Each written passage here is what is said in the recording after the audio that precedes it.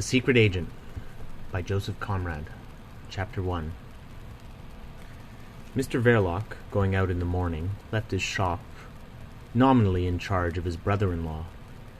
It could be done, because there was very little business at any time, and practically none at all before the evening.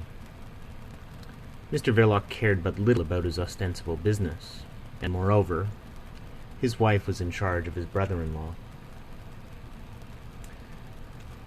The shop was small, and so was the house. It was one of those grimy brick houses which existed in large quantities before the era of reconstruction dawned upon London. The shop was a square box of a place with the front glazed in small panes. In the daytime the door remained closed. In the evening it stood discreetly but suspiciously ajar. The window contained photographs of more or less undressed dancing girls, nondescript packages in wrappers like patent medicines, closed yellow paper envelopes, very flimsy, and marked 2 and 6 in heavy black figures. A few numbers of ancient French comic publications hung across a string as if to dry, a dingy blue china bowl, a casket of black wool, bottles of marking ink, and rubber stamps, a few books with titles hinting at impropriety, a few apparently old copies of obscure newspapers, badly printed, with titles like The Torch, The Gong, rousing titles. And the 2 gas jets inside the panes were always turned low, either for economy's sake or for the sake of the customers. These customers were either very young men, who hung about the window for some time before slipping in suddenly, or men of a more mature age, but looking generally as if they were not in funds. Some of the last kind had the collars of their overcoats turned right up to their moustaches, and traces of mud on the bottom of their nether garments, which had the appearance of being much worn and not very valuable. And the legs inside them did not, as a general rule, seem of much account either. With their hands plunged deep in the side pockets of their coats, they dodged in sideways, one shoulder first, as if afraid to start the bell going.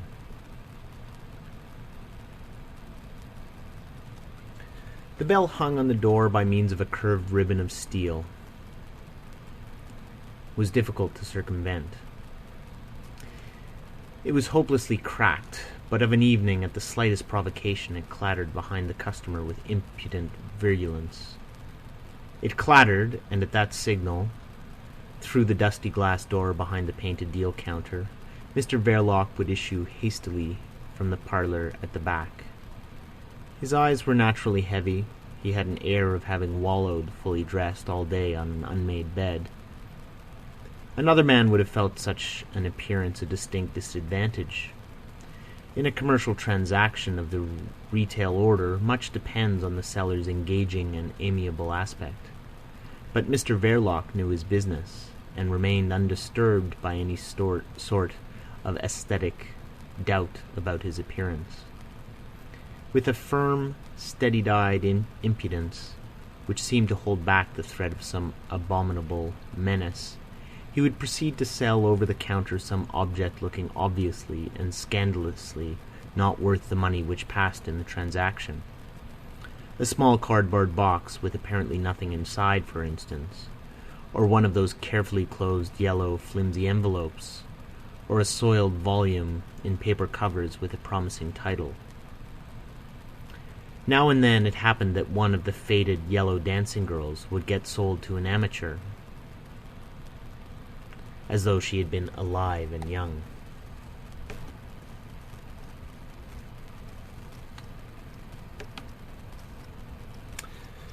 Sometimes it was Mrs. Verloc who would appear at the call of the cracked bell. Winnie Verloc was a young woman with a full bust, in a tight bodice, and with broad hips. Her hair was very tidy. Steady-eyed like her husband, she preserved an air of unfathomable indifference behind the rampart of the counter. Then the customer, of comparatively tender years, would get suddenly disconcerted at having to deal with a woman, and with rage in his heart would proffer a request for a bottle of marking ink, retail value 6d, price in Verloc's shop 1 and 6d, which, once outside, he would drop stealthily into the gutter. The evening visitors, the men with collars turned up and soft hats rammed down, nodded familiarly to Mrs. Verloc, and with a muttered greeting lifted up the flap at the end of the counter in order to pass into the back parlour, which gave access to a passage and to a steep flight of stairs. The door of the shop was the only means of entrance to the house, in which Mr. Verloc carried on his business of a seller of shady wares, exercised his vocation of a protector of society, and cultivated his domestic virtues. These last were pronounced. He was thoroughly domesticated. Neither his spiritual, nor his mental, nor his physical needs were of the kind to take him much abroad. He found at home the ease of his body and the peace of his conscience, together with Mrs. Verloc's wifely attentions and Mrs. Verloc's mother's deferential regard.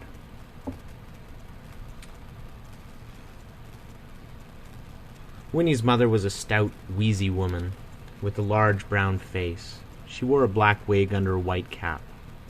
Her swollen legs rendered her inactive. She considered herself to be of French descent, which might have been true, and after a good many years of married life with a licensed victualler of the more common sort, she provided for the years of widowhood by letting furnished apartments for gentlemen near Vauxhall Bridge Road, in a square once of some splendour and still included in the district of Belgravia. This topographical fact was of some advantage in advertising her rooms, but the patrons of the worthy widow were not exactly of the fashionable kind. Such as they were, her daughter Winnie helped to look after them. Traces of the French descent which the widow boasted of were apparent in Winnie too. They were apparent in the extremely neat and artistic arrangement of her glossy dark hair. Winnie had also other charms, her youth, her full rounded form, her clear complexion, the provocation of her unfathomable reserve, which never went so far as to prevent conversation, carried on the largest part with animation, and on hers with an equable amiability. It must be that Mr. Verloc was susceptible to these fascinations. Mr. Verloc was an intermittent patron. He came and went without any very apparent reason.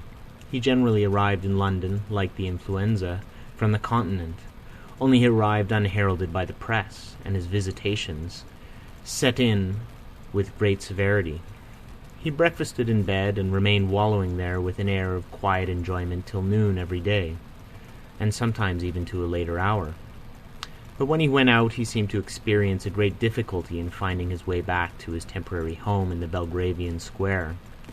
He left it late and returned to it early as 3 or 4 in the morning, and on waking up at 10 addressed Winnie, bringing in the breakfast tray with jocular, exhausted civility, in the hoarse, failing tones of a man who had been talking vehemently for many hours together. His prominent, heavy-lidded eyes rolled sideways amorously and languidly. The bedclothes were pulled up to his chin, and his dark, smooth moustache covered his thick lips, capable of much honeyed banter.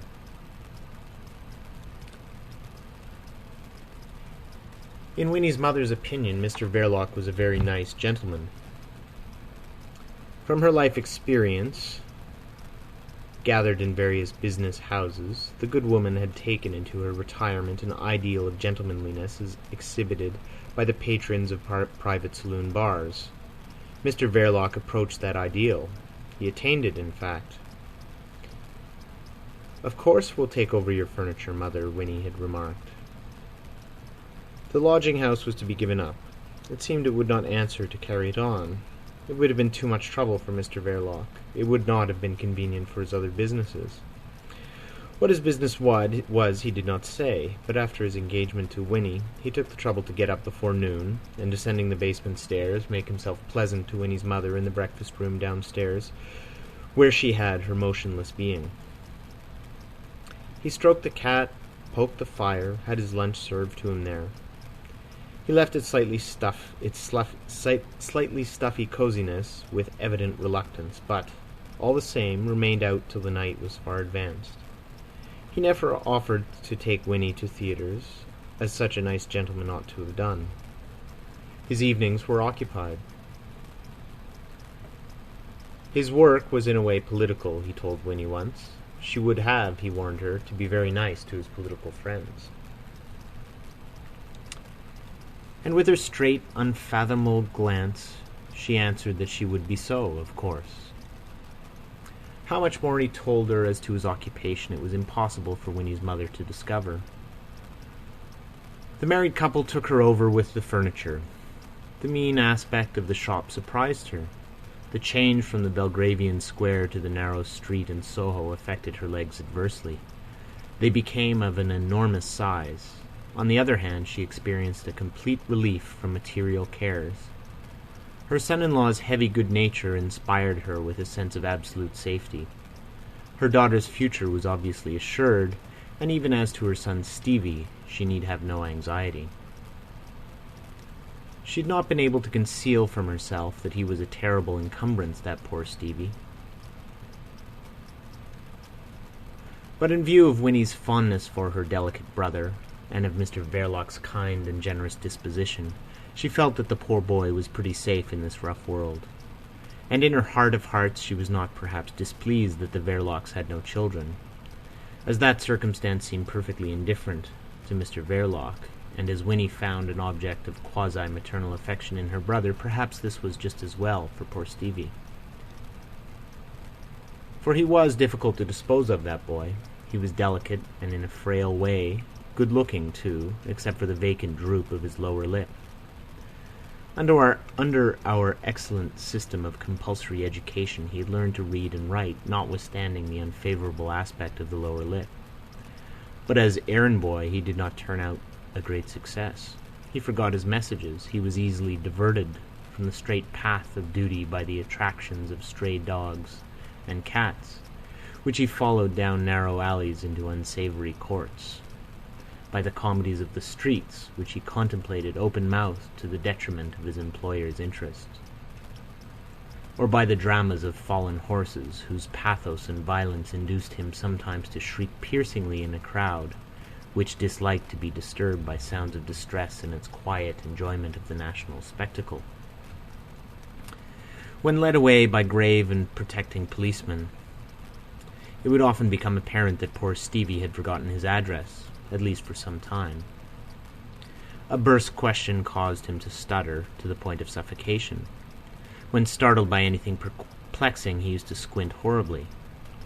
However, he never had any fits, which was encouraging, and before the natural outbursts of impatience on the part of his father, he could always, in his childhood days, run for protection behind the short skirts of his sister Winnie. On the other hand, he might have been suspected of hiding a fund of reckless naughtiness. When he had reached the age of 14, a friend of his late father, an agent for a foreign preserved milk firm, having given him an opening as office boy, he was discovered one foggy afternoon, in his chief's absence, busy letting off fireworks in the staircase. He touched off in quick succession a set of fierce rockets, angry Catherine wheels, loudly exploding squibs, and the matter might have turned out very serious. An awful panic spread through the whole building. Wild-eyed, choking clerks stampeded through the passages full of smoke. Silk hats and elderly businessmen could be seen rolling independently down the stairs. Stevie did not seem to derive any personal gratification from what he had done. His motives for this stroke of originality were difficult to discover. It was only later on that Winnie obtained from him a misty and confused confession. It seemed that 2 other office boys in the building had worked upon his feelings by tales of injustice and oppression till they had wrought his compassion to the pitch of that frenzy. But his father's friend, of course, dismissed him summarily as likely to ruin his business. After that altruistic exploit, Stevie was put to help wash the dishes in the basement kitchen, and to black the boots of the gentleman patronizing the Belgravian mansion. There was obviously no future in such work. The gentleman tipped him a shilling now and then. Mr. Verloc showed himself the most generous of lodgers. But altogether all that did not amount to much either in the way of gain or prospects, so that when Winnie announced her engagement to Mr. Verloc, her mother could not help wondering, with a sigh and a glance towards the scullery, what would become of poor Stephen now. It appeared that Mr. Verloc was ready to take him over, together with his wife's mother and with the furniture, which was the whole visible fortune of the family. Mr. Verloc gathered everything as it came to his broad, good-natured breast. The furniture was disposed to the best advantage all over the house, but Mr. Verloc's mother was confined to 2 back rooms on the first floor. The luckless Stevie slept in one of them. By this time a growth of thin, fluffy hair had come to blur like a golden mist the sharp line of his small lower jaw. He helped his sister with blind love and docility in her household duties. Mr. Verloc thought that some occupation would be good for him. His spare time he occupied by drawing circles with compass and pencil on a piece of paper. He applied himself to that pastime with great industry, with his elbows spread out and bowed low over the kitchen table. Through the open door of the parlour at the back of the shop, Winnie, his sister, glanced at him from time to time with maternal vigilance. End of chapter 1. The Secret Agent by Joseph Conrad. Chapter 2. Such was the house, the household, and the business Mr. Verloc left behind him on his way westward at the hour of 10:30 in the morning. It was unusually early for him. His whole person exhaled the charm of almost dewy freshness. He wore his blue cloth overcoat, buttoned, his boots were shiny, his cheeks, freshly shaven, had a sort of gloss, and even his heady-lidded eyes, refreshed by a night of peaceful slumber, sent out glances of comparative alertness. Through the park railings, these glances beheld men and women riding in the Row, couples cantering past harmoniously, others advancing sedately at a walk, loitering groups of 3 or 4, solitary horsemen looking unsociable, and solitary women followed at a long distance by a groom with a cockade to his hat and a leather belt over his tight-fitting coat. Carriages went bowling by, mostly 2-horse broughams, were here and there a victoria with the skin of some wild beast inside and a woman's face and hat emerging from the folded hood, and a peculiar London sun, against which nothing could be said except that it looked bloodshot, glorified this all by its stare. It hung at a moderate elevation above Hyde Park Corner, with an air of punctual and benign vigilance.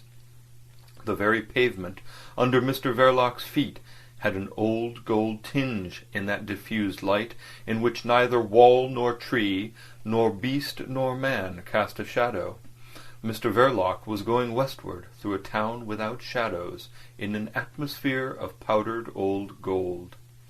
There were red coppery gleams on the roofs of houses, on the corners of walls, on the panels of carriages, on the very coats of the horses, and on the broad back of Mr. Verloc's overcoat, where they produced a dull effect of rustiness.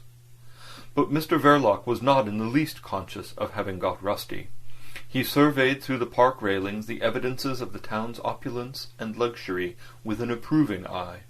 All these people had to be protected. Protection is the first necessity of opulence and luxury. They had to be protected, and their horses, carriages, houses, servants had to be protected, and the source of their wealth had to be protected in the heart of the city and in the heart of the country. The whole social order favourable to their hygienic idleness had to be protected against the shallow enviousness of unhygienic labour. It had to, and Mr. Verloc would have rubbed his hands with satisfaction had he not been constitutionally averse from every superfluous exertion.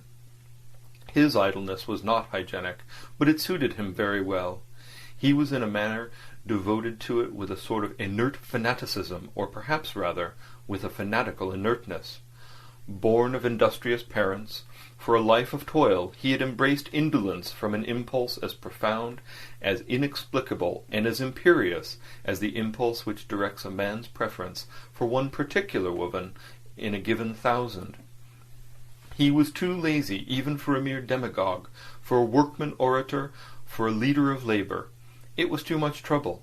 He required a more perfect form of ease, or it might have been that he was the victim of a philosophical unbelief in the effectiveness of every human effort.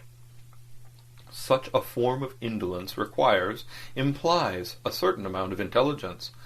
Mr. Verloc was not devoid of intelligence, and at the notion of a menaced social order he would perhaps have winked to himself if there had not been an effort to make in that sign of scepticism. His big, prominent eyes were not well adapted to winking. They were rather of the sort that closes solemnly in slumber with majestic effect. Undemonstrative and burly in a fat pig style, Mr. Verloc, without either rubbing his hands with satisfaction or winking sceptically at his thoughts, proceeded on his way. He trod the pavement heavily with his shiny boots, and his general get-up was that of a well-to-do mechanic, in business for himself. He might have been anything from a picture-frame maker to a locksmith, an employer of labour in a small way. But there was also about him an indescribable air which no mechanic could have acquired in the practice of his handicraft, however dishonestly exercised, the air common to men who live in the vices, the follies, or the baser fears of mankind, the air of moral nihilism common to keepers of gambling hells and disorderly houses, to private detectives and inquiry agents, to drink sellers and, I should say, to the sellers of invigorating electric belts, and to the inventors of patent medicines. But of the last I am not sure, not having carried my investigation so far into the depths. For all I know, the expressions of these last may be perfectly diabolic. I shouldn't be surprised. What I want to affirm is that Mr. Verloc's expression was by no means diabolic. Before reaching Knightsbridge, Mr. Verloc took a turn to the left out of the busy main thoroughfare, uproarious with traffic of swaying omnibuses and trotting vans, in an almost silent, swift flow of hansoms. Under his hat, worn with a slight backward tilt, his hair had been carefully brushed into respectful sleekness, for his business was with an embassy, and Mr. Verloc, steady like a rock, a soft kind of rock, marched now along a street which could with every propriety be described as private. In its breadth, emptiness, and extent it had the majesty of inorganic nature, of matter that never dies. The only reminder of mortality was a doctor's baum resting in august solitude close to the curbstone. The polished knockers of the door gleamed as far as the eye could reach, the clean windows shone with a dark, opaque lustre, and all was still. But a milk cart rattled noisily across the distant perspective. A butcher boy, driving with the noble recklessness of a charioteer at Olympic games, dashed around the corner sitting high above a pair of red wheels. A guilty-looking cat, issuing from under the stones, ran for a while in front of Mr. Verloc, then dived into another basement. And a thick police constable, looking a stranger to every emotion, as if he, too, were part of inorganic nature, surging apparently out of a lamp-post, took not the slightest notice of Mr. Verloc. With a turn to the left, Mr. Verloc pursued his way along a narrow street by the side of a yellow wall which, for some inscrutable reason, had No. 1 Chesham Square written on it in black letters. Chesham Square was at least 60 yards away, and Mr. Verloc, cosmopolitan enough not to be deceived by London's topographical mysteries, held on steadily, without a slight sign of surprise or indignation. At last, with business-like persistency, he reached the square, and made diagonally for No. 10. This belonged to an imposing carriage gate in a high, clean wall between two houses, of which one, rationally enough, bore the number 9, and the other was numbered 37. But the fact that this last belonged to Porthill Street, a street well known in the neighbourhood, was proclaimed by an inscription placed above the ground-floor windows by whatever highly efficient authority is charged with the duty of keeping track of London's strayed houses. Why powers are not asked of Parliament, a short act would do, for compelling those edifices to return to where they belong, is one of the mysteries of municipal administration. Mr. Verloc did not trouble his head about it, his mission in life being the protection of the social mechanism, not its perfectionment, or even its criticism. It was so early that the porter of the embassy issued hurriedly out of his lodge, still struggling with the left sleeve of his livery coat. His waistcoat was red, and he wore knee-breeches, but his aspect was flustered. Mr. Verloc, aware of the rush on his flank, drove it off by simply holding out an envelope stamped with the arms of the embassy, and passed on. He produced the same talisman also to the footman who opened the door, and stood back to let him enter the hall. A clear fire burned in a tall fireplace, and an elderly man, standing with his back to it, in evening dress and with a chain around his neck, glanced up from the newspaper he was holding spread out in both hands before his calm and severe face. He didn't move.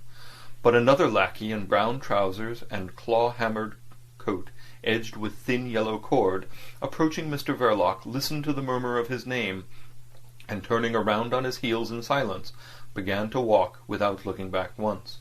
Mr. Verloc, thus led along a ground-floor passage to the left of the great carpeted staircase, was suddenly motioned to enter a quite small room, furnished with a heavy writing-table and a few chairs. The servant shut the door, and Mr. Verloc remained alone. He did not take a seat. With his hat and stick held in one hand, he glanced about, passing his other podgy hand over his uncovered sleek head. Another door opened noiselessly, and Mr. Verloc, immobilizing his glance in that direction, saw at first only black clothes, the bald top of a head, and a drooping dark grey whisker on each side of a pair of wrinkled hands.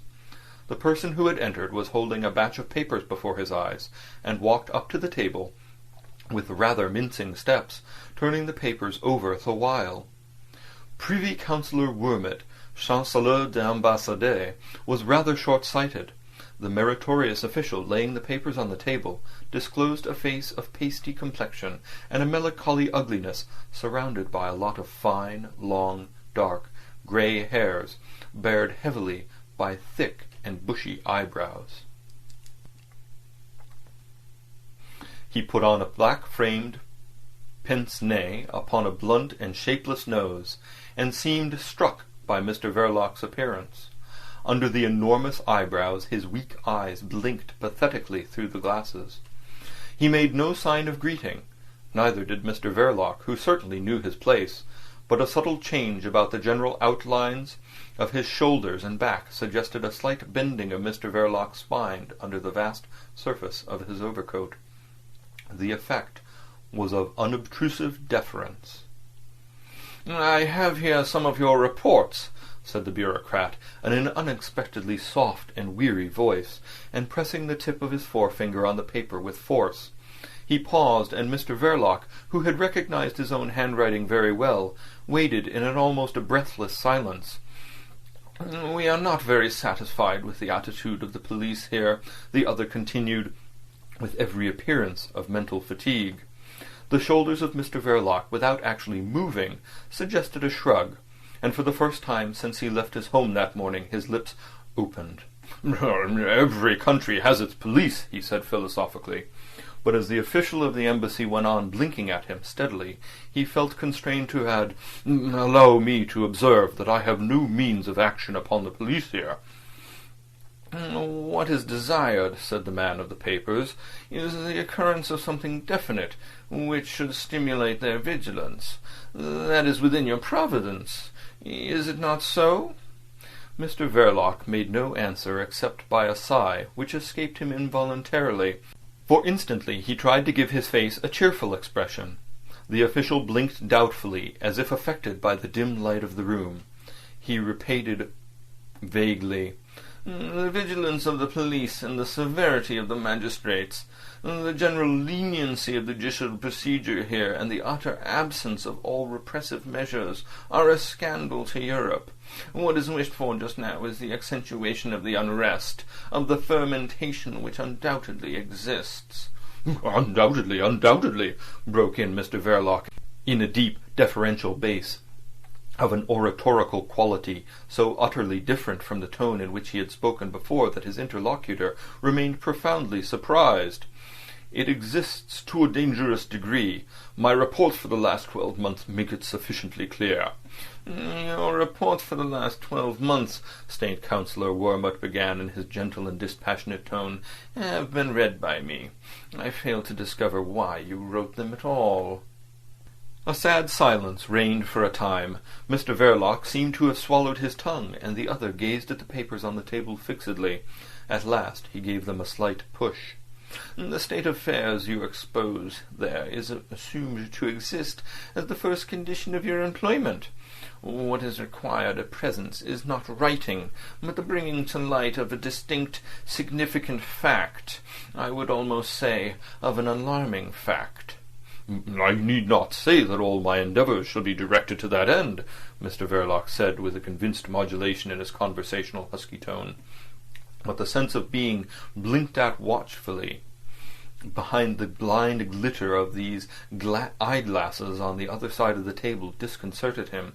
He stopped short with a gesture of absolute devotion. The useful, hard-working, if obscure member of the embassy had an air of being impressed by some newly born thought. "You are very corpulent," he said. This observation, really of a psychological nature, and advanced with the modest hesitation of an officeman more familiar with ink and paper than with the requirements of active life, stung Mr. Verloc in the manner of a rude personal remark. He stepped back a pace. "What were you pleased to say?" he exclaimed with a husky resentment. The Chancellor d'Ambassadeur, entrusted with the conduct of this interview, seemed to find it too much for him. "I think," he said, "that you had better see Mr. Vladimir. Yes, decidedly I think you ought to see Mr. Vladimir. Be good enough to wait here," he added, and went out with mincing steps. At once Mr. Verloc passed his hand over his hair. A slight perspiration had broken out on his forehead. He let the air escape from his pursed lips like a man blowing out a spoonful of hot soup. But when the servant in brown appeared at the door silently, Mr. Verloc had not moved an inch from the place he had occupied throughout the interview. He had remained motionless, as if feeling himself surrounded by pitfalls. He walked along a passage lighted with a lonely gas jet, then up a flight of winding stairs, and through a glazed and cheerful corridor on the first floor. The footman threw open a door and stood aside. The feet of Mr. Verloc felt a thick carpet. The room was large, with 3 windows, and a young man with a shaven, big face, sitting in a roomy armchair before a vast mahogany writing-table, said in French to the Chancellor d'Ambassadeur, who was going out with the papers in his hand, "You are quite right, mon cher. He is fat, the animal." Mr. Vladimir, first secretary, had a drawing-room reputation as an agreeable and entertaining man. He was something of a favourite in society. His wit consisted in discovering droll connections between incongruous ideas, and when talking in that strain, he sat well forward of his seat, with his left hand raised, as if exhibiting his funny demonstrations between the thumb and forefinger, while his round and clean-shaven face wore an expression of merry perplexity. But there was no trace of merriment or perplexity in the way he looked at Mr. Verloc. Lying far back in the deep armchair, with squarely spread elbows, and throwing one leg over a thick knee, he had, with his smooth and rosy countenance, the air of a preternaturally thriving baby that will not stand nonsense from anybody. "You understand French, I suppose?" he said. Mr. Verloc stated huskily that he did. His whole vast bulk had a forward inclination. He stood on the carpet in the middle of a room, clutching his hat and stick in one hand, the other hung lifelessly by his side. He muttered unobtrusively somewhere deep down in his throat something about having done his military service in the French artillery. At once, with contemptuous perversity, Mr. Vladimir changed the language and began to speak in idiomatic English, without the slightest trace of a foreign accent. Yes, of course. Let me see. How much did you get for obtaining the design of the improved breech block of the new field gun?" 5 years rigorous confinement in a fortress, Mr. Verloc answered unexpectedly, but without any sign of feeling.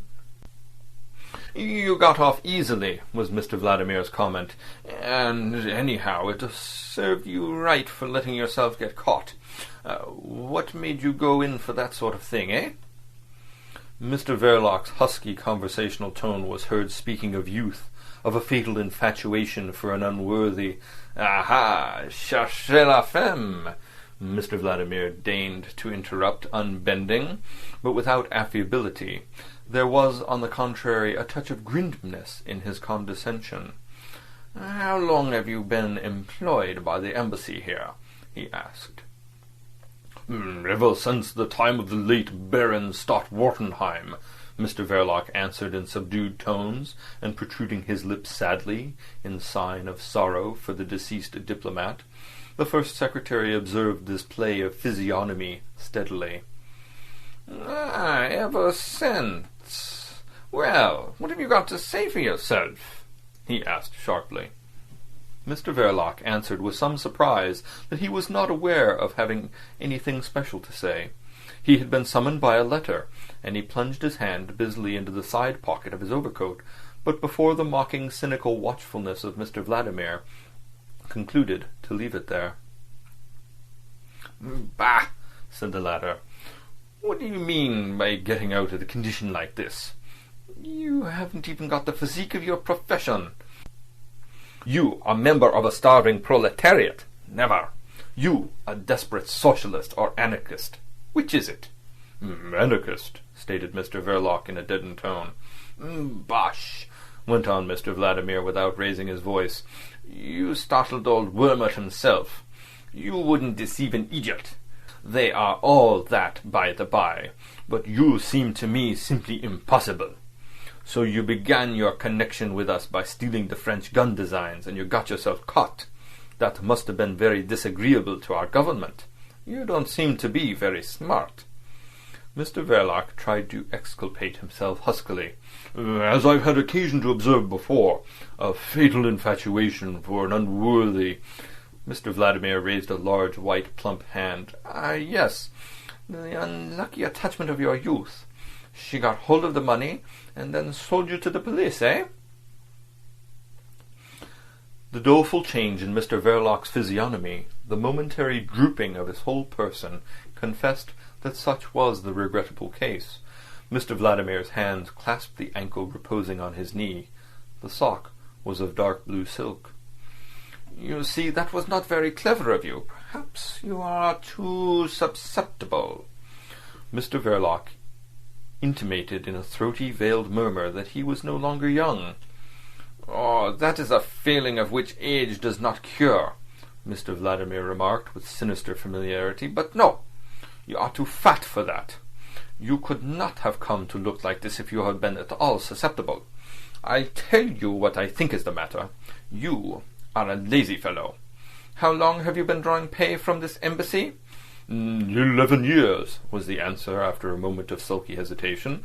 I've been charged with several missions to London, while His Excellency Baron Stott-Wartenheim was still ambassador in Paris. Then, by His Excellency's instructions, I settled down in London. I am English. You are you, eh? A natural-born British subject, Mr. Verloc said stolidly. But my father was French, and so... Never mind explaining, interrupted the other. I dare say you could have been legally a Marshal of France and a member of Parliament in England, and then, indeed, you would have been of some use to our embassy. This flight of fancy provoked something like a faint smile on Mr. Verloc's face. Mr. Vladimir retained an imperturbable gravity. But, as I've said, you are a lazy fellow. You don't use your opportunities. In the time of Baron Stott-Wartenheim we had a lot of soft-headed people running this embassy. They caused fellows of your sort to form a false conception of the nature of a secret service fund. It is my business to correct this misapprehension by telling you what the Secret Service is not. It is not a philanthropic institution. I have called you here on purpose to tell you this. Mr. Vladimir observed the forced expression of bewilderment on Verloc's face, and smiled sarcastically. "I see that you understand me perfectly. I dare say you are intelligent enough for your work. What we want now is activity. Activity." On repeating this last word, Mr. Vladimir laid a long white forefinger on the edge of the desk. Every trace of huskiness disappeared from Verloc's voice. The nape of his gross neck became crimson above the velvet collar of his overcoat. His lips quivered before they came widely open.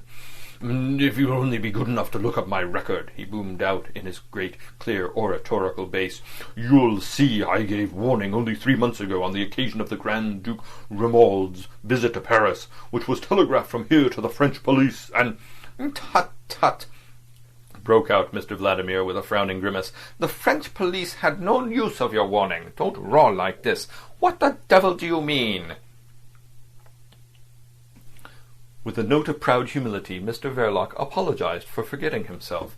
His voice, famous for years at open-air meetings and at workmen's assemblies in large halls, had contributed, he said, to his reputation of a good and trustworthy comrade. It was, therefore, a part of his usefulness. It had inspired confidence in his principles. "I was always to put up to speak by the leaders at a critical moment," Mr. Verloc declared with obvious satisfaction. There was no uproar above which he could not make himself heard, he added, and suddenly he made a demonstration. "Allow me," he said. With lowered forehead, without looking up, swiftly and ponderously he crossed the room to one of the French windows. As if giving way to an uncontrollable impulse, he opened it a little. Mr. Vladimir, jumping up, amazed from the depths of the armchair, looked over his shoulder, and below, across the courtyard of the embassy, well beyond the open gate, could be seen the broad back of a policeman, watching idly the gorgeous perambulator of a wealthy baby being wheeled in state across the square. "Constable!" said Mr. Verloc with no more effort than if he had been whispering. And Mr. Vladimir burst into laughing on seeing the policeman spin round as if prodded by a sharp instrument. Mr. Verloc shut the window quietly and returned to the middle of the room. "With a voice like that," he said, putting on the husky conversational pedal, "I was naturally trusted, and I knew what to say, too." Mr. Vladimir, arranging his cravat, observed him in the glass over the mantelpiece. "I dare say you have the social revolutionary jargon by heart well enough," he said contemptuously. "Vox et... you haven't ever studied Latin, have you?" "No," growled Mr. Verloc. "You do not expect me to know it. I belong to the million. Who knows Latin? Only a few hundred imbeciles who aren't fit to take care of themselves." For some 30 seconds longer Mr. Vladimir studied in the mirror the fleshy profile, the gross bulk of the man behind him, and at the same time he had the advantage of seeing his own face, clean-shaven and round, rosy about the gills, and with the thin, sensitive lips formed exactly for the utterance of those delicate witticisms which had made him such a favourite in the very highest society. Then he turned and advanced into the room with such determination that the very ends of his quaint old-fashioned bow necktie seemed to bristle with unspeakable menaces. The movement was so swift and fierce that Mr. Verloc, casting an oblique glance, quailed inwardly. "You dare be impudent!" Mr. Vladimir began, with an amazingly guttural intonation, not only utterly un-English, but absolutely un-European, and startling even to Mr. Verloc's experience of cosmopolitan slums. "You dare? Well, I am going to speak plain English to you now. Voice won't do. We have no use for your voice. We don't want a voice. We want facts, startling facts, damn you!" he added with a sort of ferocious discretion right into Mr. Verloc's face. "Don't you try to come over me with your Hyperborean manners," Mr. Verloc defended himself huskily, looking at the carpet. At this his interlocutor, smiling mockingly above the bristling bow of his necktie, switched the conversation into French. "You give yourself for an agent provocateur. The proper business of an agent provocateur is to provoke. As far as I can judge from your record kept here, you have done nothing to earn your money for the last 3 years." "Nothing?" exclaimed Verloc, stirring not a limb, and not raising his eyes, but with a note of sincere feeling in his tone. "I have several times prevented what might have been." "There is a proverb in this country which says prevention is better than cure," interrupted Mr. Vladimir, throwing himself into the armchair. "It is stupid in a general way. There is no end to prevention, but it is characteristic. They dislike finality in this country. Don't you be too English. And in this particular instance, don't be absurd. The evil is already here. We don't want prevention. We want cure." He paused, turned to the desk, and turning over some papers lying there, spoke in a changed business-like tone, without looking at Mr. Verloc. "You know, of course, of the International Conference assembled in Milan?" Mr. Verloc intimated hoarsely that he was in the habit of reading the daily papers. To a further question his answer was that of course he understood what he read. And at this Mr. Vladimir, smiling faintly at the documents he was still scanning one after another, murmured, "As long as it is not written in Latin, I suppose." "Or Chinese," added Mr. Verloc stolidly. Some of your revolutionary frowns, effusions, are written in Charabia, every bit as incomprehensible as Chinese." Mr. Vladimir let fall disdainfully a great sheet of printed matter. "What are all these leaflets headed F.P., with a hammer, a pen, and a torch crossed? What does it mean, this F.P.? Mr. Verloc approached the imposing writing table. "The future of the proletariat. It's a society," he explained, standing ponderously by the side of the armchair. "Not anarchist in principle, but open to all shades of revolutionary opinion." "Are you in it?" "One of the vice-presidents." Mr. Verloc breathed out heavily, and the first secretary of the embassy raised his head to look at him. "Then you ought to be ashamed of yourself," he said incisively. "Isn't your society capable of anything else but printing this prophetic bosh in blunt type on this filthy paper, eh? Why don't you do something? Look here. I've this matter in hand now, and I tell you plainly that you will have to earn your money. The good old Stort-Wartenheim days are over. No work, no pay." Mr. Verloc felt a queer sensation of faintness in his stout legs. He stepped back one pace and blew his nose loudly.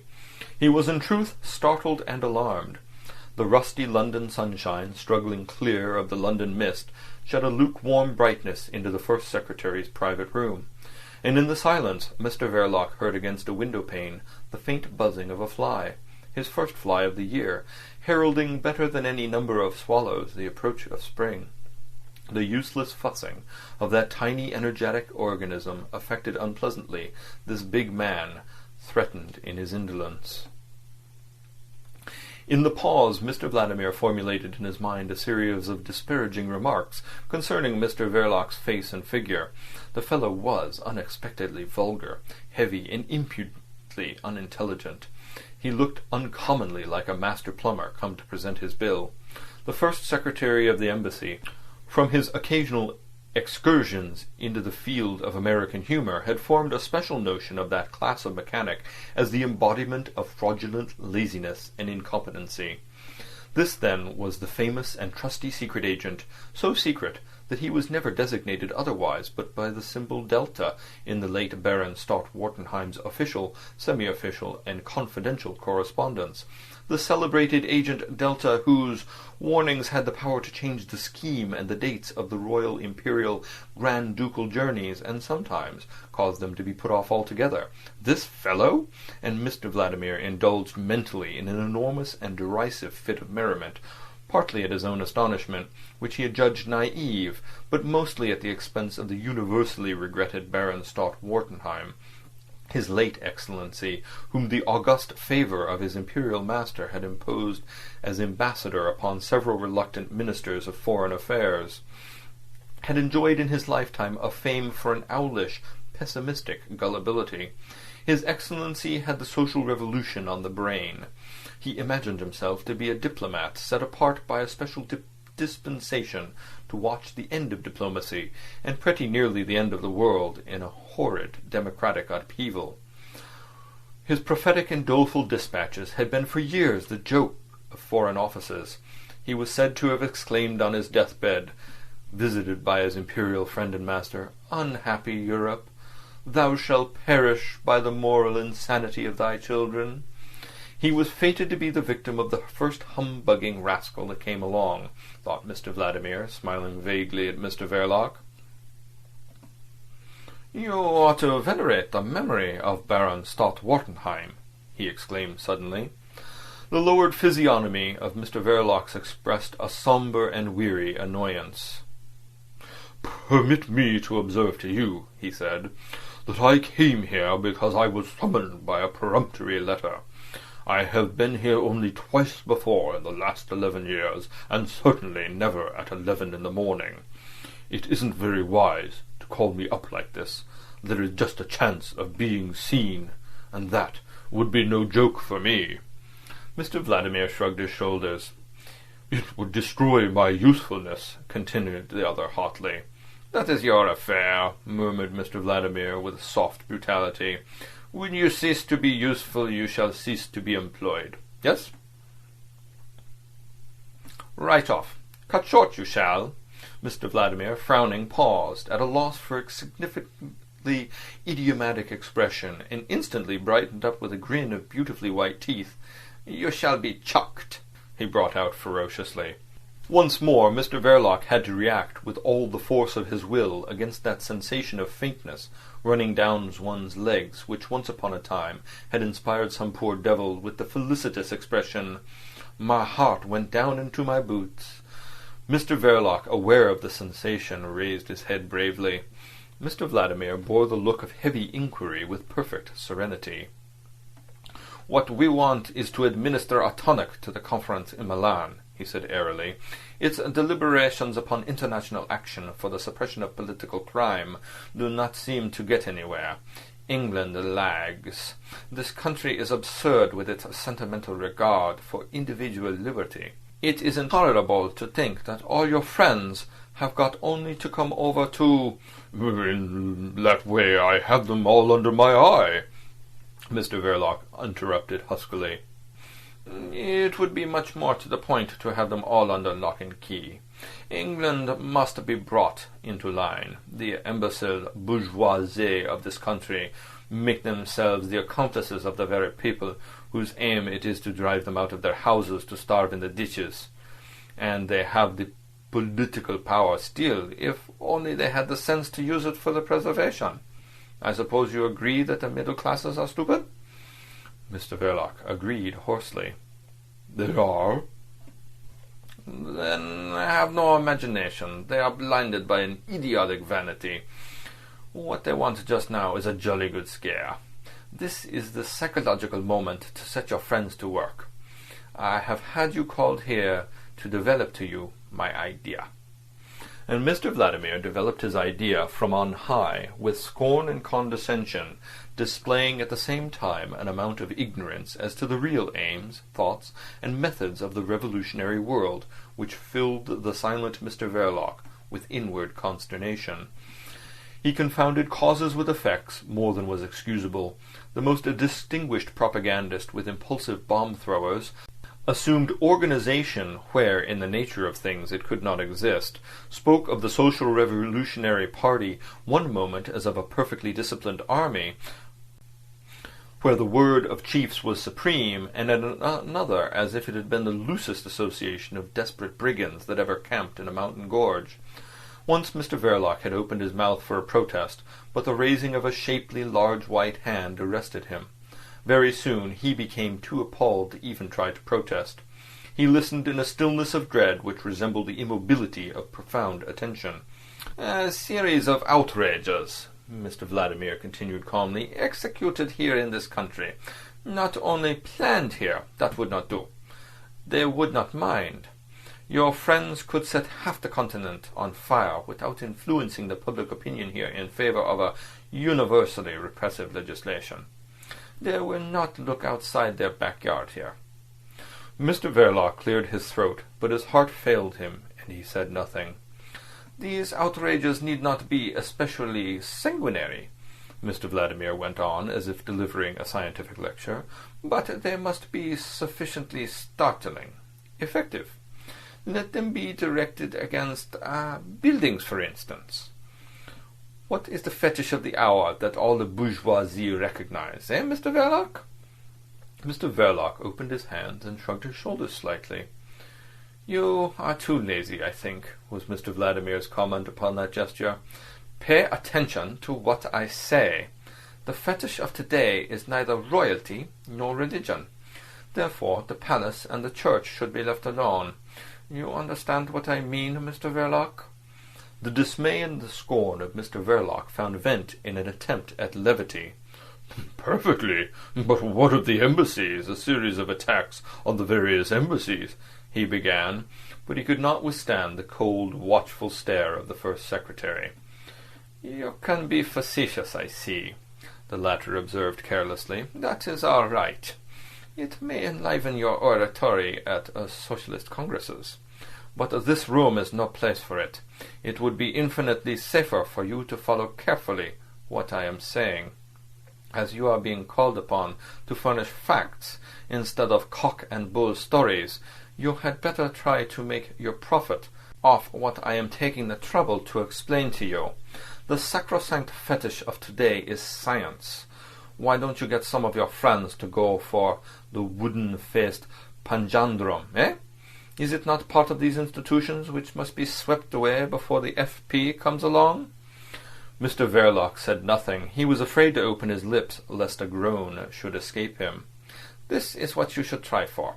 An attempt upon the crowned head or on the president is sensational enough in a way, but not so much as it used to be.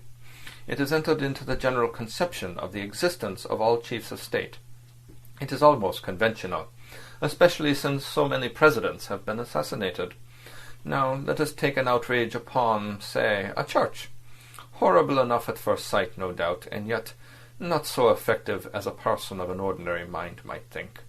No matter how revolutionary or anarchist in inception, there would be fools enough to give such an outrage the character of a religious manifestation, and that would detract from the especial alarming significance we wish to give the act. A murderous attempt on a restaurant or theatre would suffer in the same way from a suggestion of non-political passion, the exasperation of a hungry man, an act of social revenge.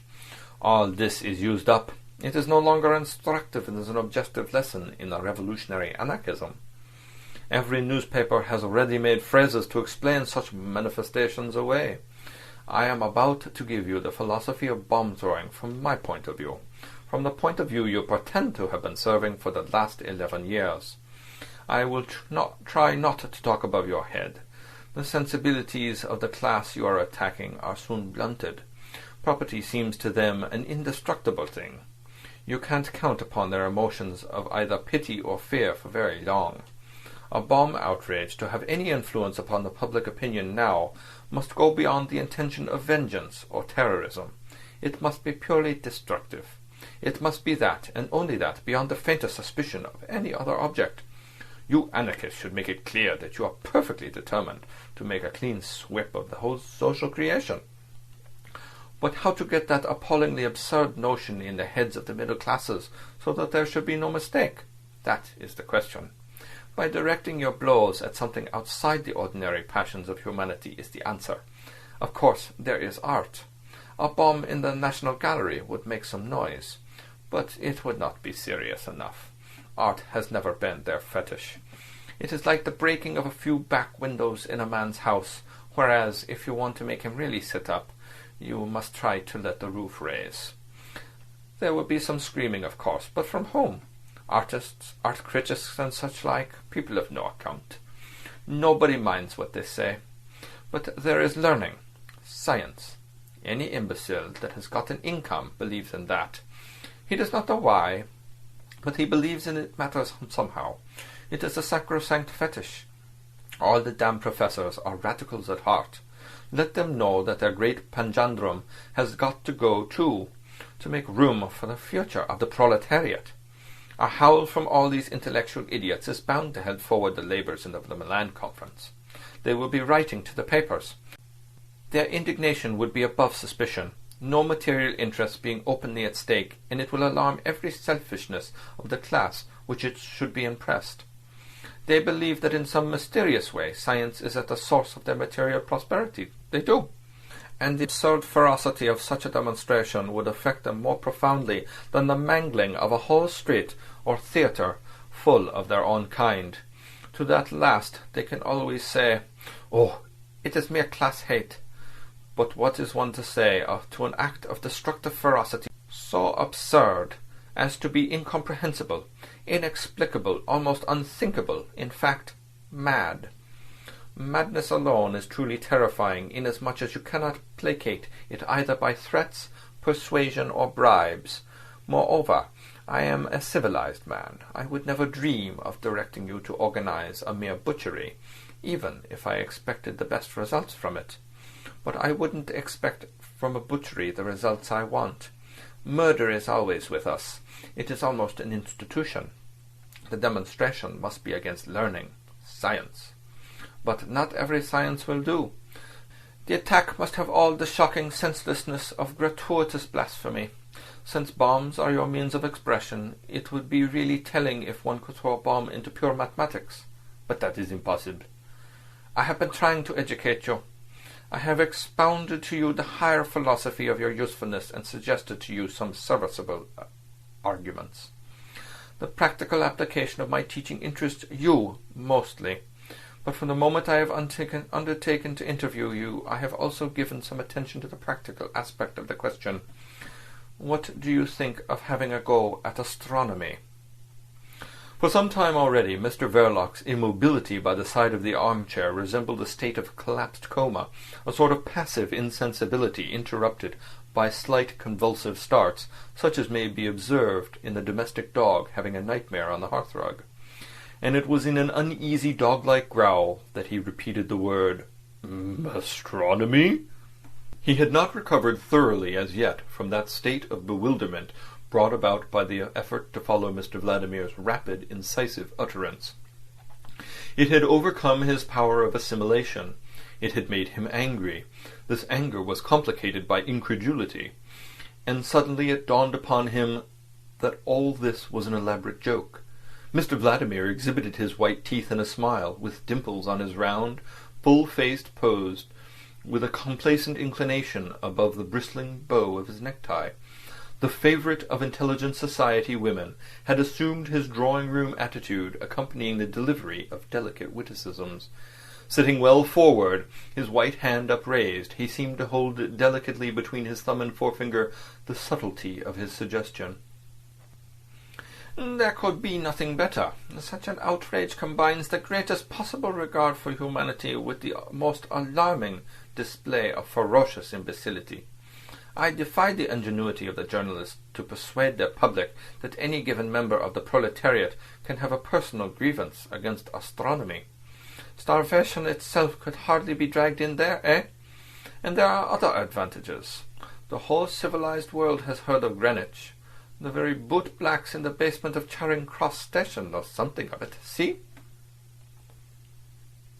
The feature of Mr. Vladimir, so well known in the best of society by their humorous urbanity, beamed with cynical self-satisfaction, which would have astonished the intelligent women his wit entertained so exquisitely. Yes, he continued, with a contemptuous smile, the blowing up of the first meridian is bound to raise a howl of execration. A difficult business, Mr. Verloc mumbled, feeling that this was the only safe thing to say. What is the matter? Haven't you got the whole gang under your hand? The very pick of the basket? That old terrorist Yunt is in there. I see him walking about Piccadilly in his green havelock almost every day. And Michaelis, the ticket-of-leave apostle. You don't mean to say you don't know where he is? Because if you don't, I can tell you. Mr. Vladimir went on menacingly. If you imagine that you are the only one on the secret fund list, you are mistaken. The perfectly gratuitous suggestion caused Mr. Verloc to shuffle his feet slightly. And the whole Lausanne lot, eh? Haven't they been flocking over here at the first hint of the Milan conference? This is an absurd country. "It will cost money," Mr. Verloc said by sort of instinct. "That cock won't fight," Mr. Vladimir retorted with an amazingly genuine English accent. "You'll get your screw every month, and no more till something happens. And if nothing happens very soon, you won't get even that. What's your ostensible occupation? What are you supposed to live by?" "I keep a shop," answered Mr. Verloc. "A shop? What sort of shop?" "Stationery, newspapers, my wife—" "Your what?" interrupted Mr. Vladimir in his guttural Central Asian tones. "My wife." Mr. Verloc raised his husky voice slightly. I am married." "That be damned for a yarn!" exclaimed the other in unfeigned astonishment. "Married! And you a professed anarchist too! What is this confounded nonsense? But I suppose it is mere a manner of speaking. Anarchists don't marry, it is well known. They can't. It would be apostasy." "My wife isn't one," Mr. Verloc mumbled sulkily. "Moreover, it's no concern of yours." "Oh, yes, it is," snapped Mr. Vladimir. "I am beginning to be convinced that you are not at all the man for the work you've been employed on. Why, you must have discredited yourself completely in your own world by your marriage. Couldn't you have managed without? This is your virtuous attachment, eh? What with one sort of attachment and another, you are doing away with your usefulness." Mr. Verloc, puffing out his cheeks, let the air escape violently, and that was all. He had armed himself with patience. It was not to be tried much longer. The first secretary became suddenly very curt, detached, final. "You may go now," he said. "A dynamite outrage must be provoked. I give you a month. The sittings of the conference are suspended. Before it reassembles again, something must have happened here, or your connection with us ceases." He changed the note once more, with an unprincipled versatility. "Think over my philosophy, Mr. Verloc," he said with a sort of chafing condescension, waving his hand toward the door. "Go for the first meridian. You don't know the middle classes as well as I do. Their sensibilities are jaded. The first meridian. Nothing better and nothing easier, I shall think." He had got up, and with his thin, sensitive lips twitching humorously, watched in the glass over the mantelpiece Mr. Verloc backing out of the room heavily, hat and stick in hand. The door closed. The footman in trousers, appearing suddenly in the corridor, let Mr. Verloc another way out, and through a small door in the corner of the courtyard.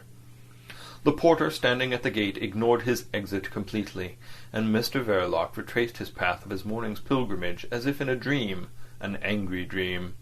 This detachment from the material world was so complete that though the mortal envelope of Mr. Verloc had not hastened unduly along the streets, that part of him to which it would be unwarrantably rude to refuse immortality found itself at the shop door all at once, as if borne from west to east on the wings of a great wind.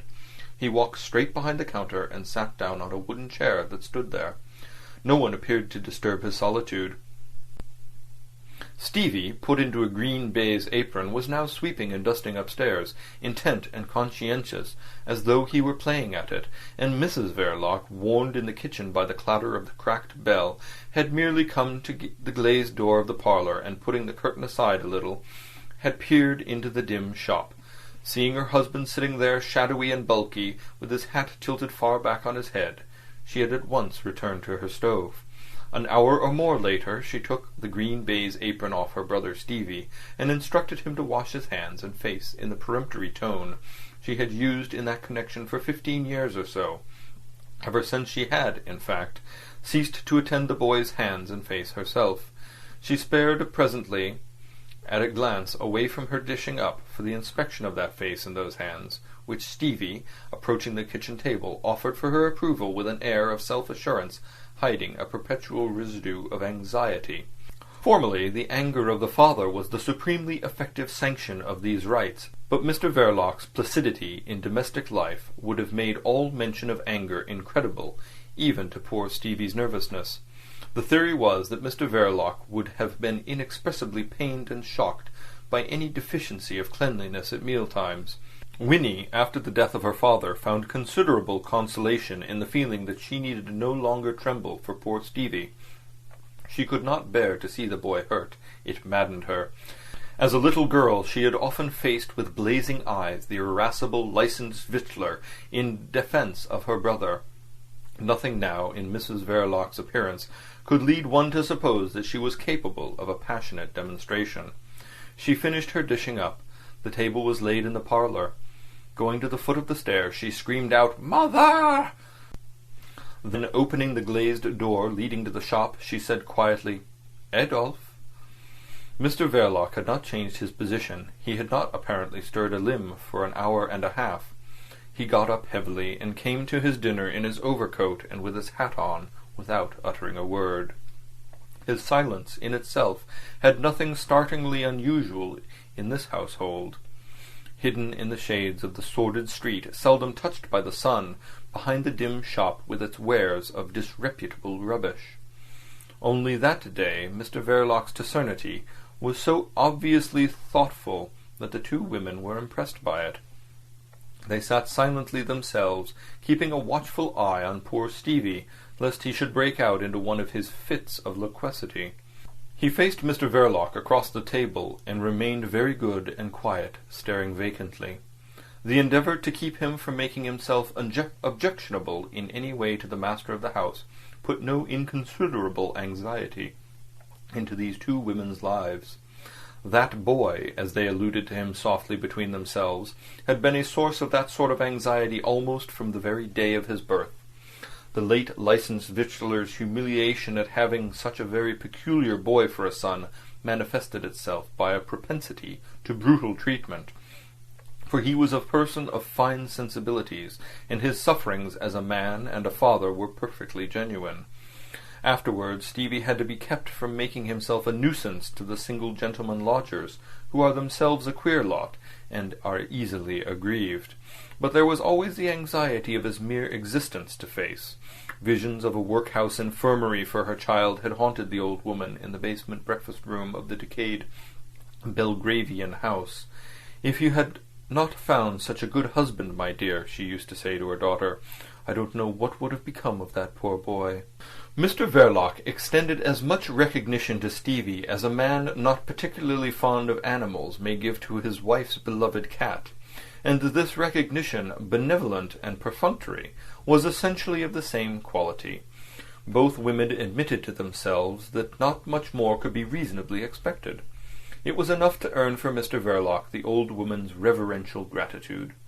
In the early days, made sceptical by the trials of friendless life, she used sometimes to ask anxiously, "You don't think, my dear, that Mr. Verloc is getting tired of seeing Stevie about?"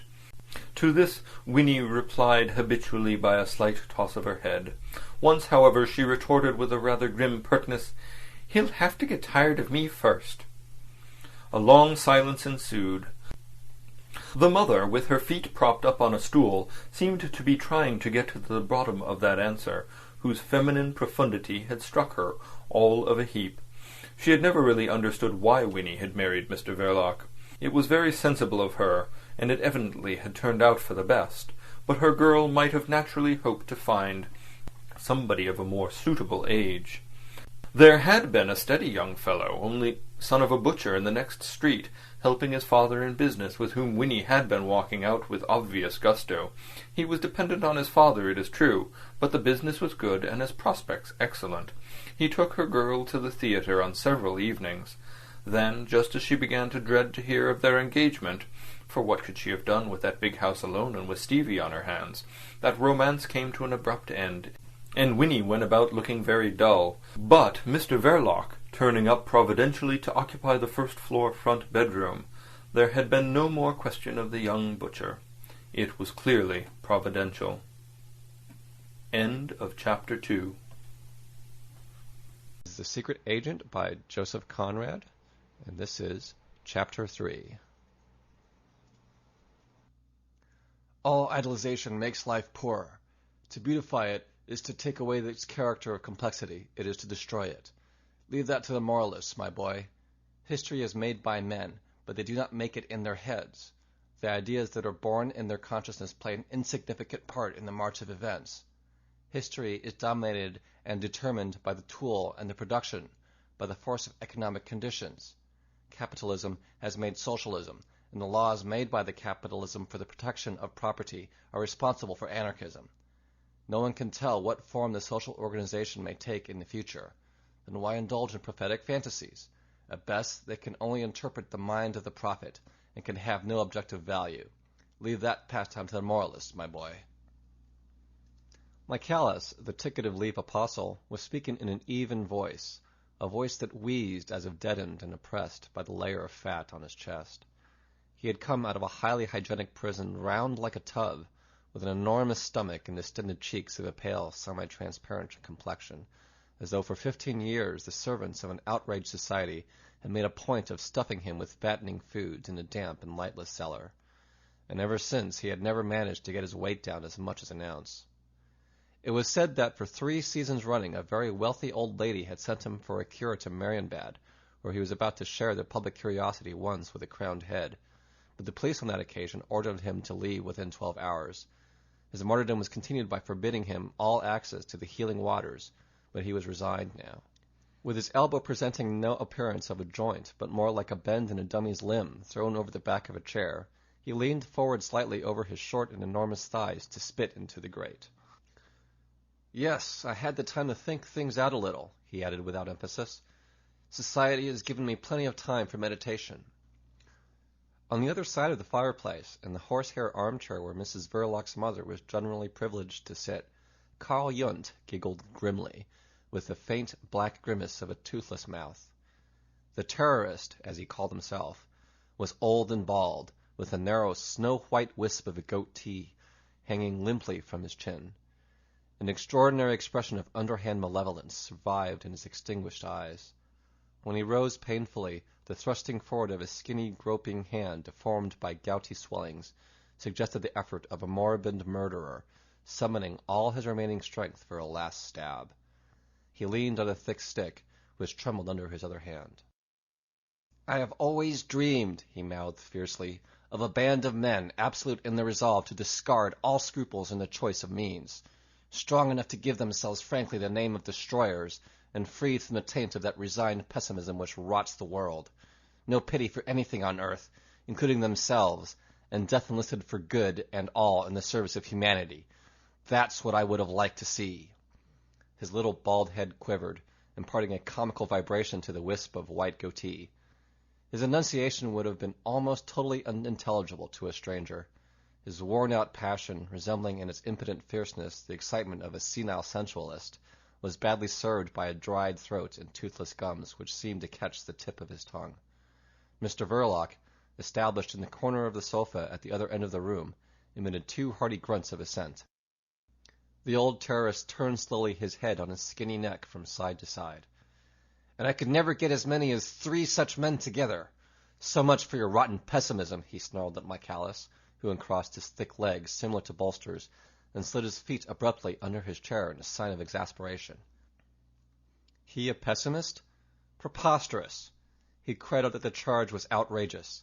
He was so far from pessimism that he saw already the end of all private property coming along logically, unavoidably, by the mere development of its inherent viciousness. The possessors of property had not only to face the awakened proletariat, but they had also to fight amongst themselves. Yes, struggle, warfare, was the condition of private ownership. It was fatal. He did not depend upon emotional excitement to keep up his belief. No declamations, no anger, no visions of blood-red flags waving, or metaphorical lurid suns of vengeance rising above the horizon of a doomed society. Not he. Cold reason, he boasted, was the basis of his optimism. Yes, optimism. His laborious wheezing stopped. Then, after a gasp or two, he added, "Don't you think that, if I had not been the optimist I am, I could not have found in 15 years some means to cut my throat? And in the last instance, there was always the walls of my cell to dash my head against." The shortness of breath took all fire, all animation out of his voice. His great pale cheeks hung like filled pouches. Seated in front of the fireplace, Conrad Ossipon, ex-medical student, the principal writer of the FP leaflets, stretched out his robust legs, keeping the soles of his boots turned up to the glow in the grate. A bush of crinkly yellow hair topped his red, freckled face, with a flattened nose and prominent mouth cast in the rough mold of the Negro type. His almond-shaped eyes leered languidly over the high cheekbones. He wore a gray flannel shirt. The loose ends of a black silk tie hung down the buttoned breast of his serge coat, and his head resting on the back of his chair, his throat largely exposed, he raised to his lips a cigarette in a long wooden tube, puffing jets of smoke straight up at the ceiling. Michaelis pursued his idea, the idea of his solitary reclusion, the thought vouchsafed to his captivity and growing like a faith revealed in visions. He talked to himself, indifferent to the sympathy or hostility of his hearers, indifferent indeed to their presence, from the habit he had acquired of thinking aloud hopefully in the solitude of the 4 whitewashed walls of his cell, in the sepulchral silence of the great blind pile of bricks near a river, sinister and ugly like a colossal mortuary for the socially drowned. He was no good in discussion, not because any amount of argument could shake his faith, but because the mere fact of hearing another voice disconcerted him painfully, confusing his thoughts at once, these thoughts that for so many years, in a mental solitude more barren than a waterless desert, no living voice had ever combated, commented, or approved. No one interrupted him now, and he made again the confession of his faith, mastering irresistible and complete like an act of grace, the secret of fate discovered in the material side of life, the economic condition of the world responsible for the past and shaping the future, the source of all history, of all ideas, guiding the mental development of mankind and the very impulses of their passion. A harsh laugh from Conrad Ossipon cut the tirade dead short in a sudden faltering of the tongue and the bewildered unsteadiness of the apostle's mildly exalted eyes. He closed them slowly for a moment, as if to collect his routed thoughts. A silence fell, but what with the 2 gas jets over the table and the glowing grate, the little parlor behind Mr. Verloc's shop had become frightfully hot. Mr. Verloc, getting off the sofa with ponderous reluctance, opened the door leading into the kitchen to get more air, and thus disclosed the innocent Stevie, seated very good and quiet at a deal table, drawing circles, innumerable circles, concentric, eccentric, a coruscating whirl of circles that by their tangled multitude of repeated curves, uniformity of form, and confusion of intersecting lines suggested a rendering of cosmic chaos, the symbolism of a mad art attempting the inconceivable. The artist never turned his head, and in all his soul's application to the task his back quivered, his thin neck sunk into a deep hollow at the base of the skull, seemed ready to snap. Mr. Verloc, after a grunt of disapproving surprise, returned to the sofa. Alexander Ossipon got up, tall in his threadbare blue serge suit under the low ceiling, shook off the stiffness of long immobility, and strolled away into the kitchen, down 2 steps, to look over Stevie's shoulder. He came back, pronouncing oracularly, "Very good, very characteristic, perfectly typical." "What's very good?" grunted inquiringly Mr. Verloc, settled again in the corner of the sofa. The other explained his meaning negligently, with a shade of condescension and a toss of his head towards the kitchen. "Typical of this form of degeneracy. These drawings, I mean." "You would call that lad a degenerate, would you?" mumbled Mr. Verloc. Comrade Alexander Ossipon, nicknamed the Doctor, ex-medical student without a degree, afterwards wandering lecturer to working men's associations upon the socialistic aspect of hygiene, author of a popular quasi-medical study in the form of a cheap pamphlet seized promptly by the police, entitled The Corroding Vices of the Middle Classes, special delegate of the more or less mysterious Red Committee, together with Carl Jung and Michaelis for the work of literary propaganda, turned upon the obscure familiar of at least 2 embassies that glance of insufferable, hopelessly dense sufficiency, which nothing but the frequentation of science can give to the dullness of common mortals. That's what he may be called scientifically. Very good type, too, altogether, of that sort of degenerate. It's enough to glance at the lobes of his ears. If you read Lombroso... Mr. Verloc, moody and spread largely on the sofa, continued to look down the row of his waistcoat buttons, but his cheeks became tinged by a faint blush. Of late, even the merest derivative of the word science, a term in itself inoffensive and of indefinite meaning, had the curious power of evoking a definitely offensive mental vision of Mr. Vladimir, in his body as he lived, with an almost supernatural clearness. And this phenomenon, deserving justly to be classed amongst the marvels of science, induced in Mr. Verloc an emotional state of dread and exasperation tending to express itself in violent swearing. But he said nothing. It was Carl Jund who was heard, implacable to his last breath. "Lombroso is an ass!" Conrad Ossipon met the shock of this blasphemy by an awful vacant stare, and the other, his extinguished eyes without gleams blackening the deep shadows under the great bony forehead, mumbled, catching the tip of his tongue between his lips at every second word, as though he were chewing it angrily. Did you ever see such an idiot? For him, the criminal is the prisoner. Simple, is it not? What about those who shut him up there? Forced him in there? Exactly, forced him in there.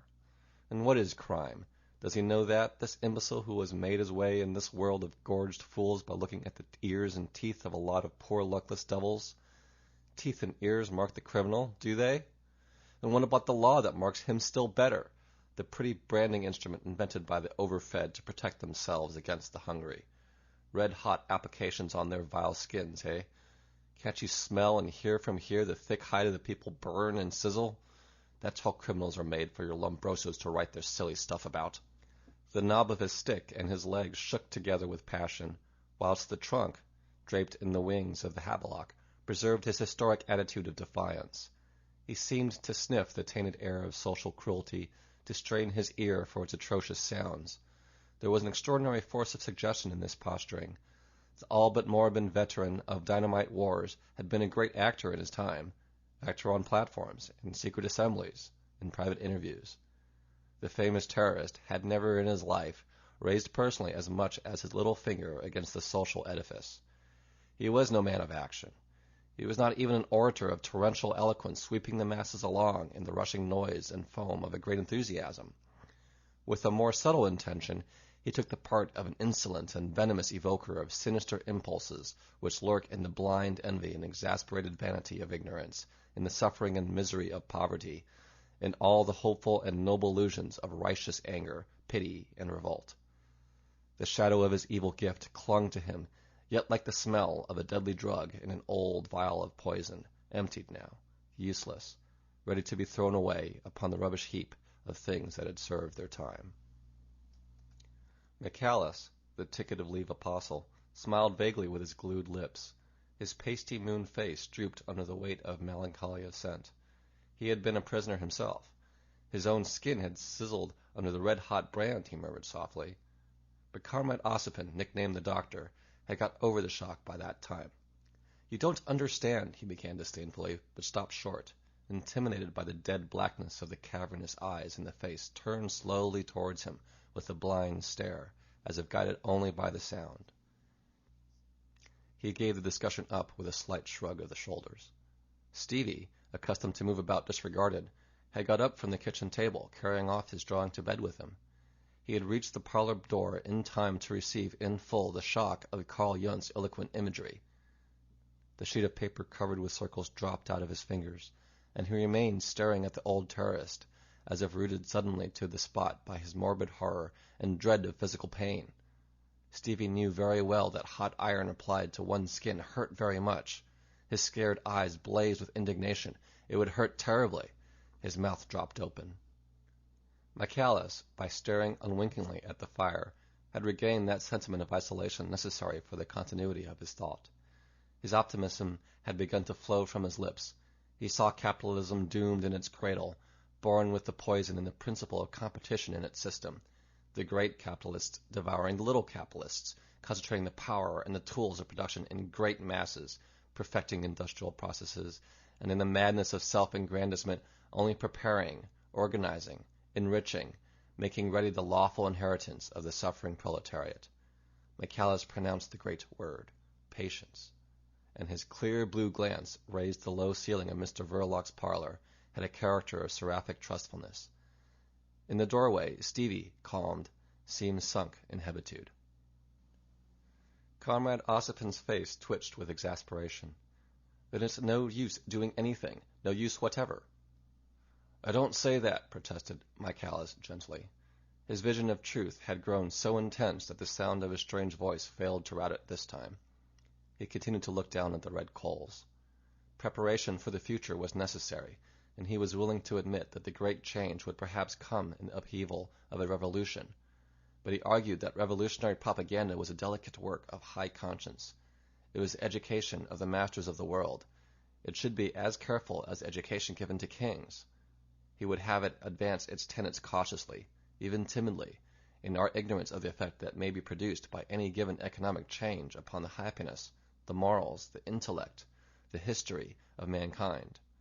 For history is made with tools, not with ideas, and everything is changed by economic conditions, art, philosophy, love, virtue, truth itself.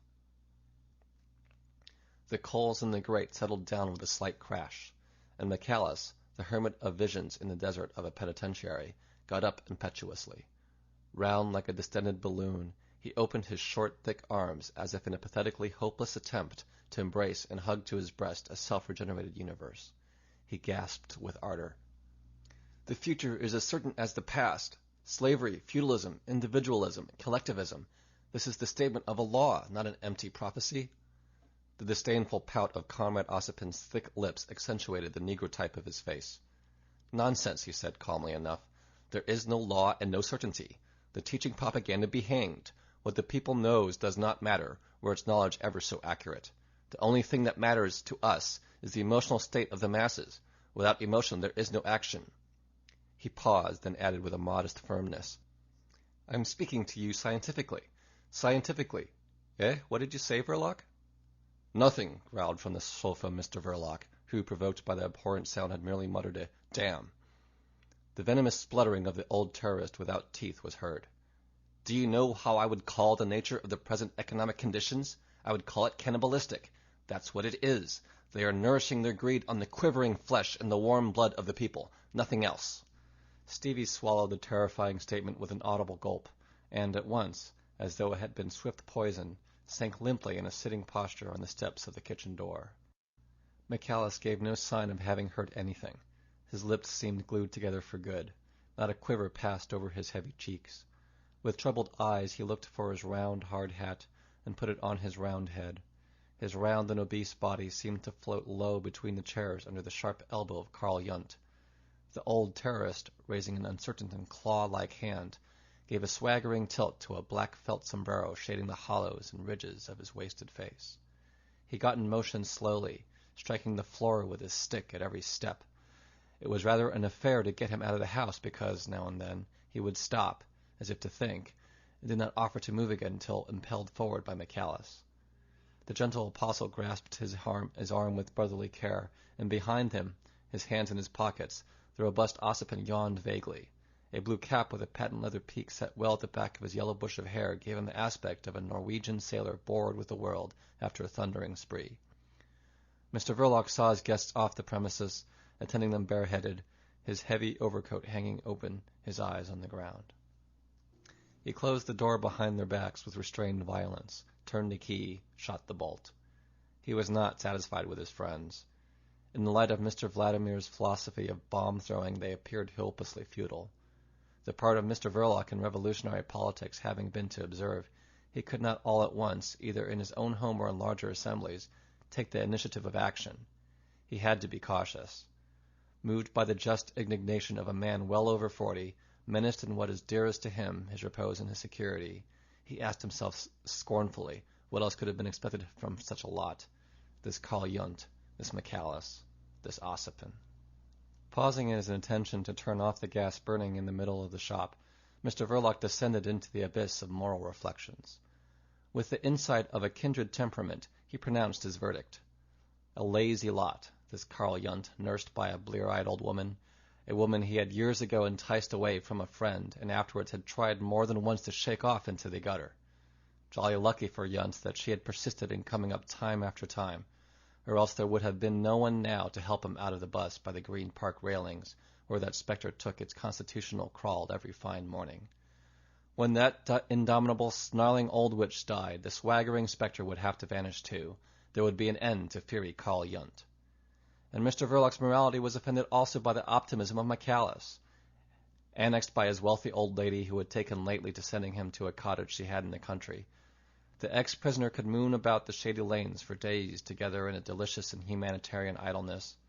As to Ossipon, that beggar was sure to want for nothing as long as there were silly girls with savings bank books in the world. And Mr. Verloc, temperamentally identical with associates, drew fine distinctions in his mind on the strength of insignificant differences.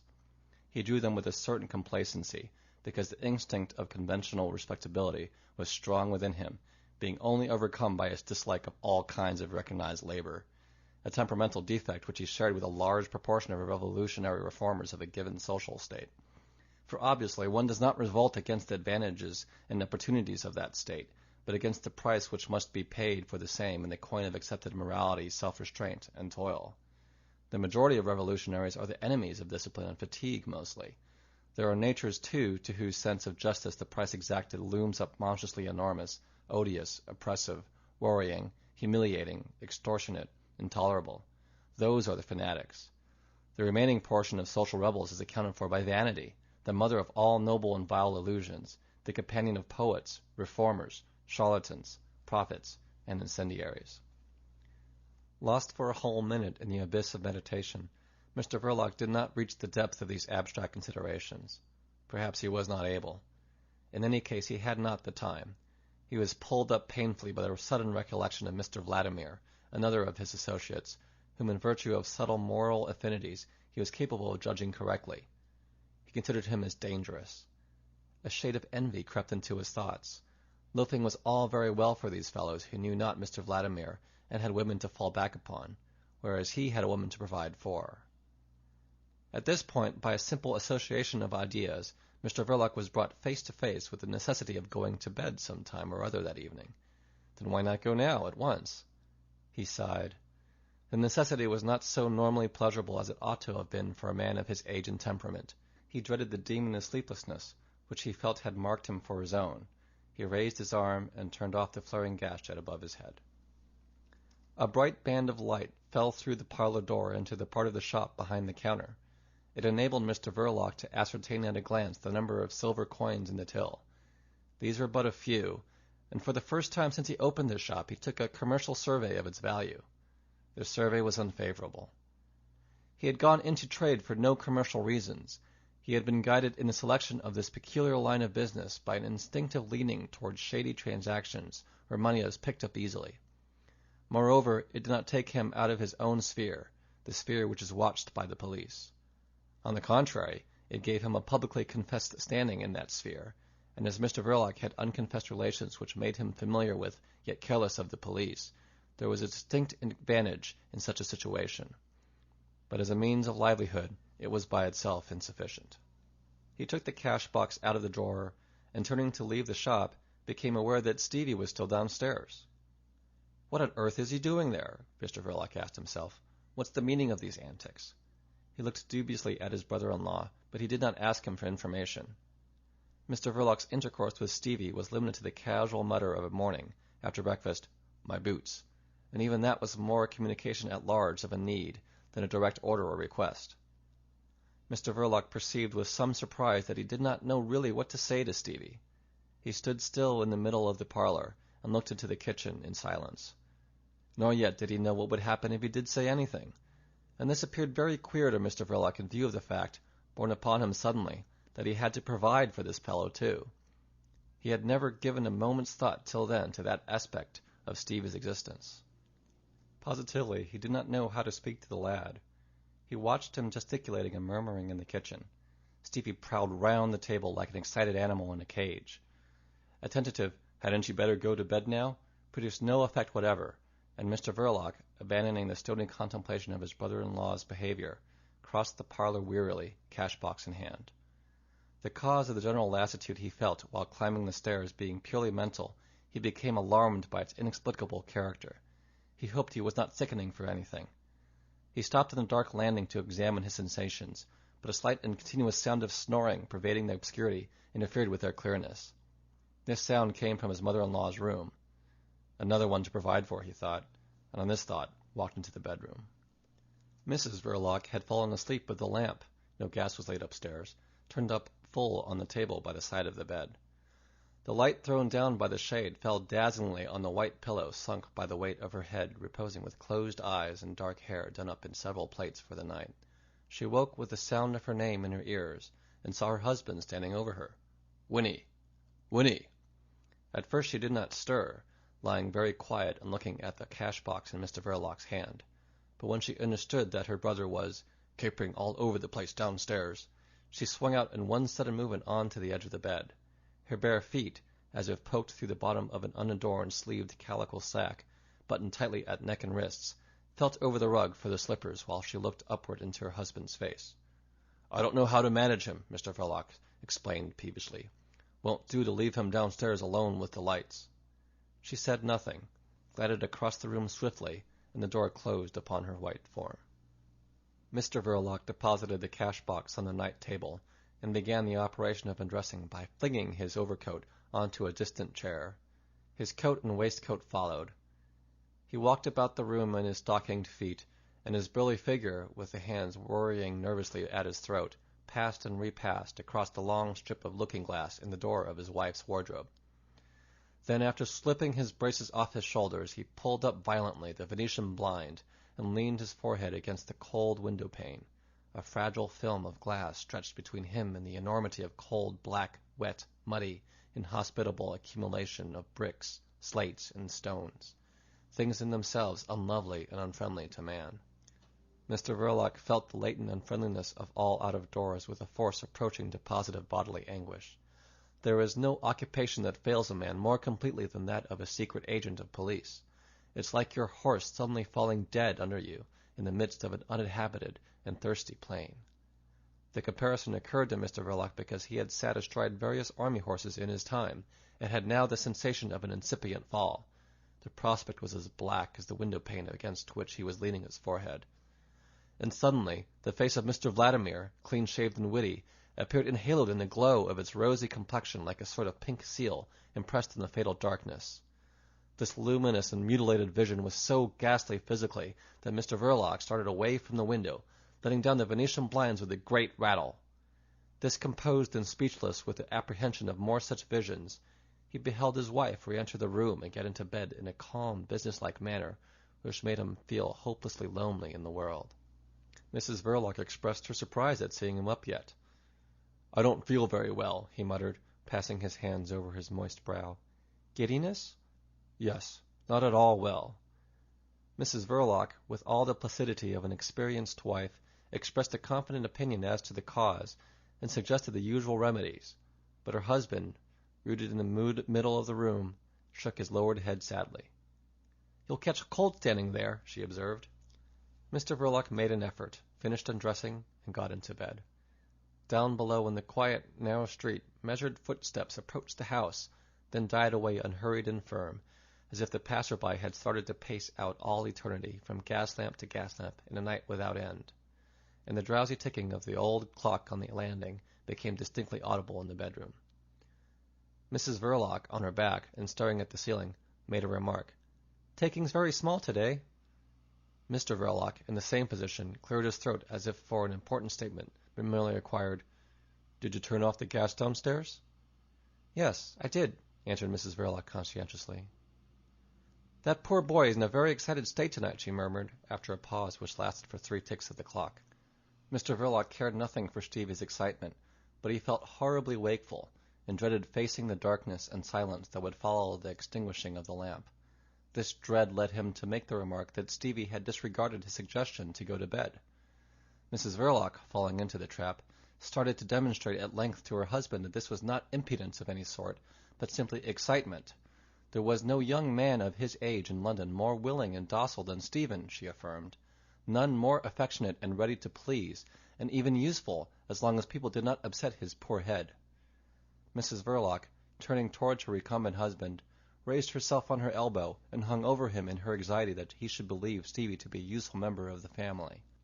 That ardor of protecting compassion, exalted morbidly in her childhood by the misery of another child, tinged her sallow cheeks with a faint dusky blush, made her big eyes gleam under the dark lids.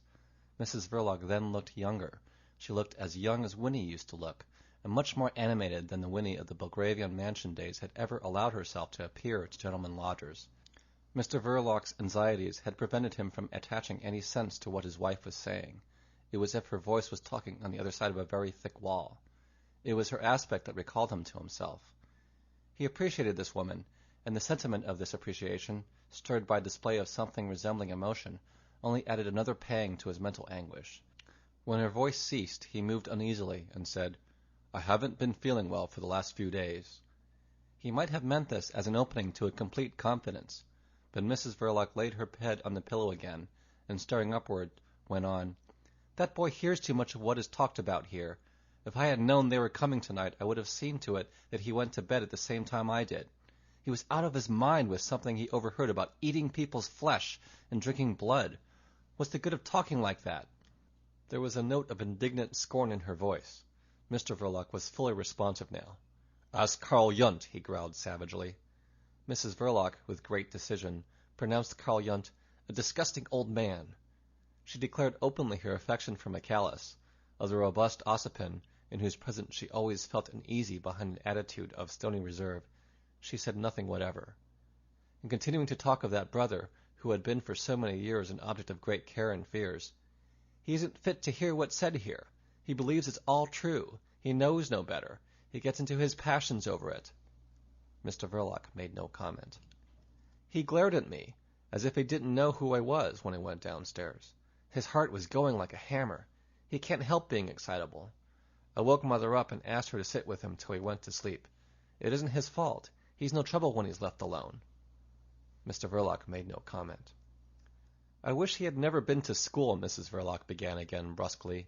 "He always taking away those newspapers from the window to read. He gets a red face poring over them. We don't get rid of a dozen numbers in a month. They only take up room in the front window.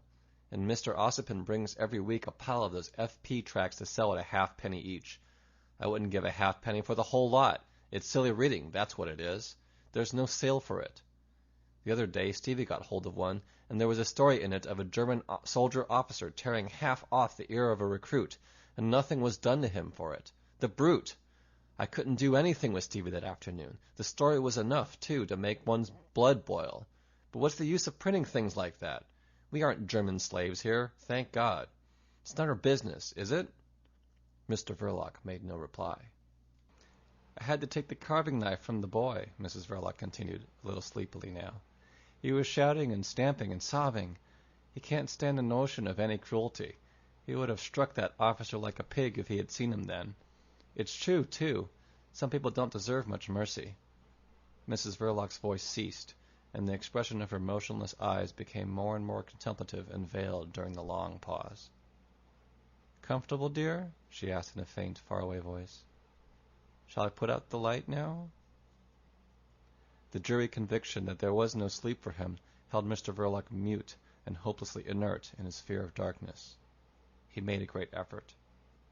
"Yes, put it out," he said, at last, in a hollow tone. End of chapter 3.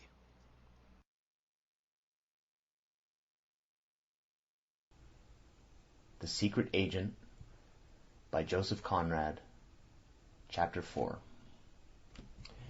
Most of the 30 or so little tables, covered by red cloths with a white design, stood ranged at right angles to the deep brown wainscoting of the underground hall. Bronze chandeliers with many globes depended from the low, slightly vaulted ceiling, and the fresco paintings ran flat and dull all around the walls without windows, representing scenes of the chase and of outdoor revelry in medieval costumes. Varlets in green jerkins brandished hunting knives and raised on high tankards of foaming beer. "Unless I am very much mistaken, you are the man who would know the inside of this confounded affair," said the robust Ossipon, leaning over, his elbows far out on the table and his feet tucked back completely under his chair, his eyes with wild green eagerness. An upright, semi-ground piano near the door, flanked by 2 palms in pots, executed suddenly, all by itself, a waltz tune with aggressive virtuosity. The din it raised was deafening.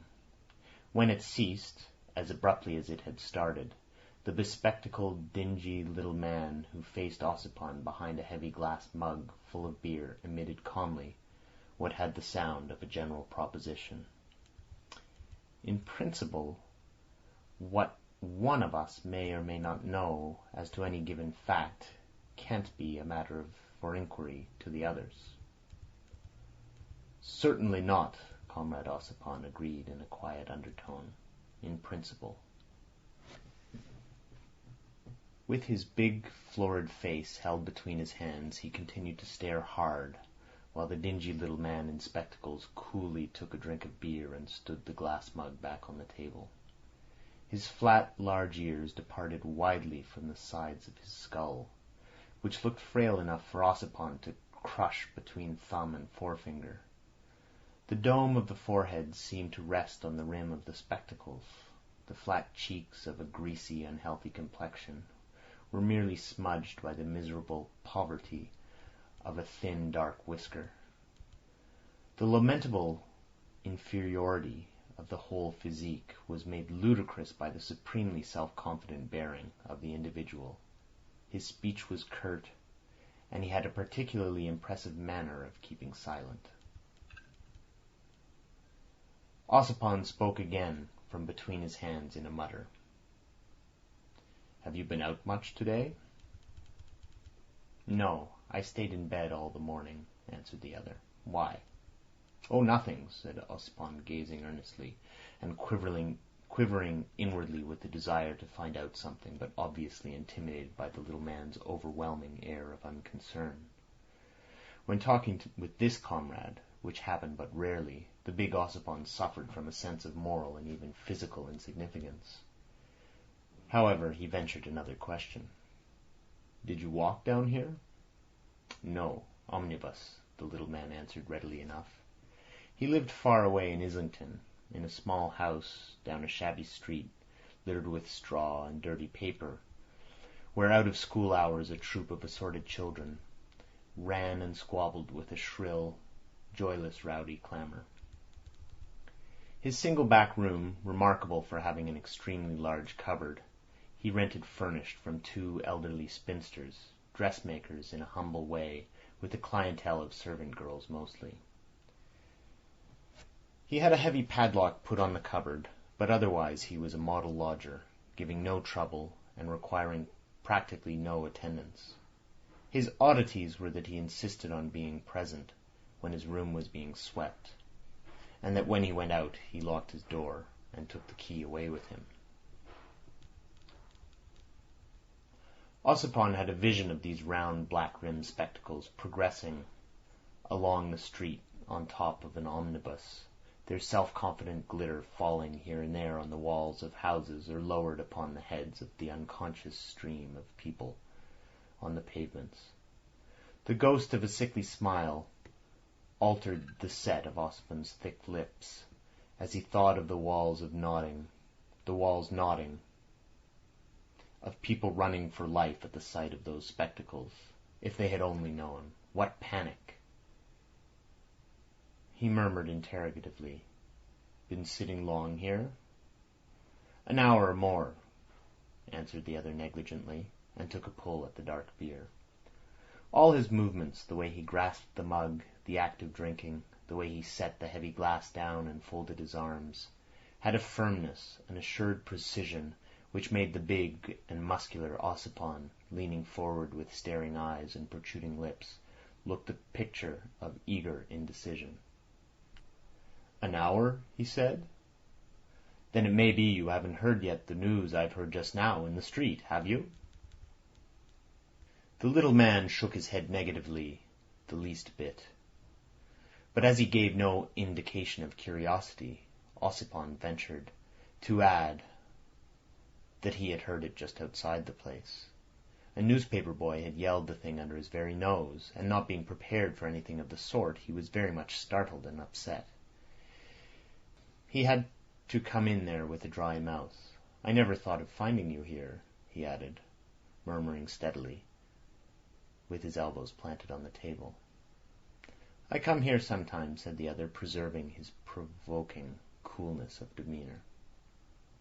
"It's wonderful that you, of all people, should have heard nothing of it," the big Ossipon continued. His eyelids snapped nervously upon the shining eyes. "You, of all people," he repeated tentatively.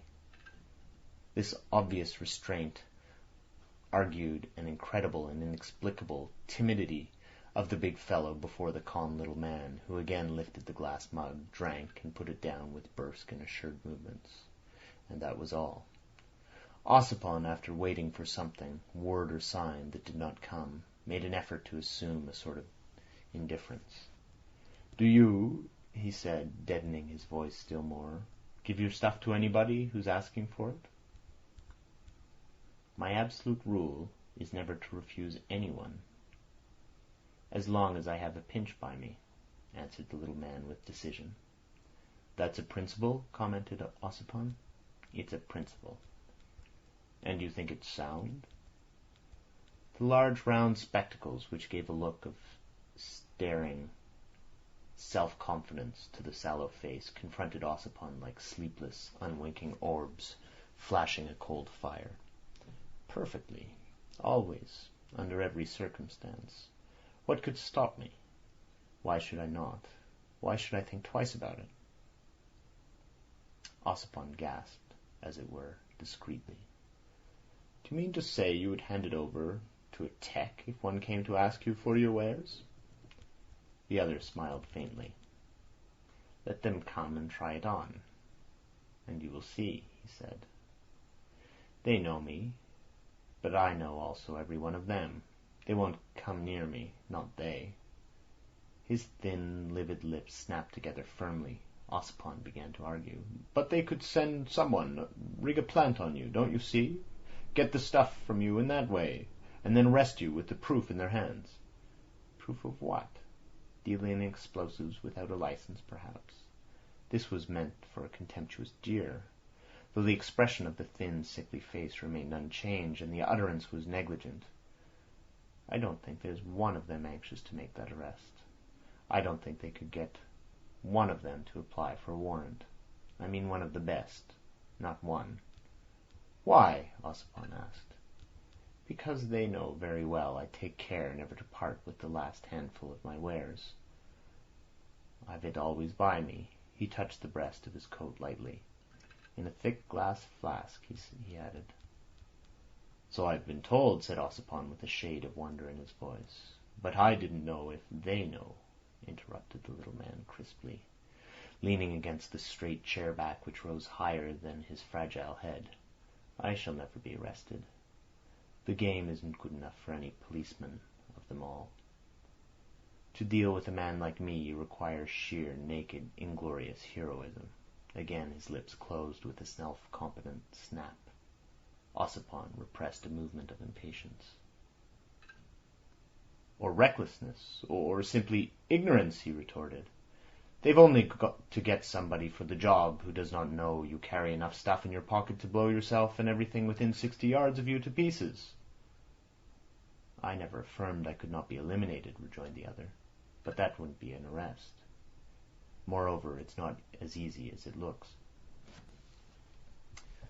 "Bah!" Ossipon contradicted. "Don't be too sure of that.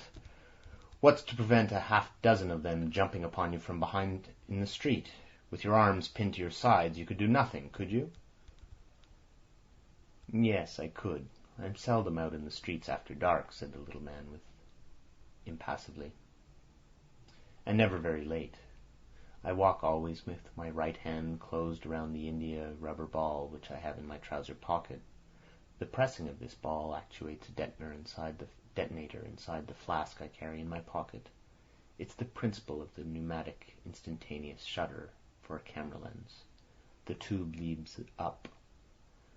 With a swift disclosing gesture he gave Ossipon a glimpse of an India rubber tube, resembling a slender brown worm issuing from the armhole of his waistcoat and plunging into the inner breast pocket of his jacket.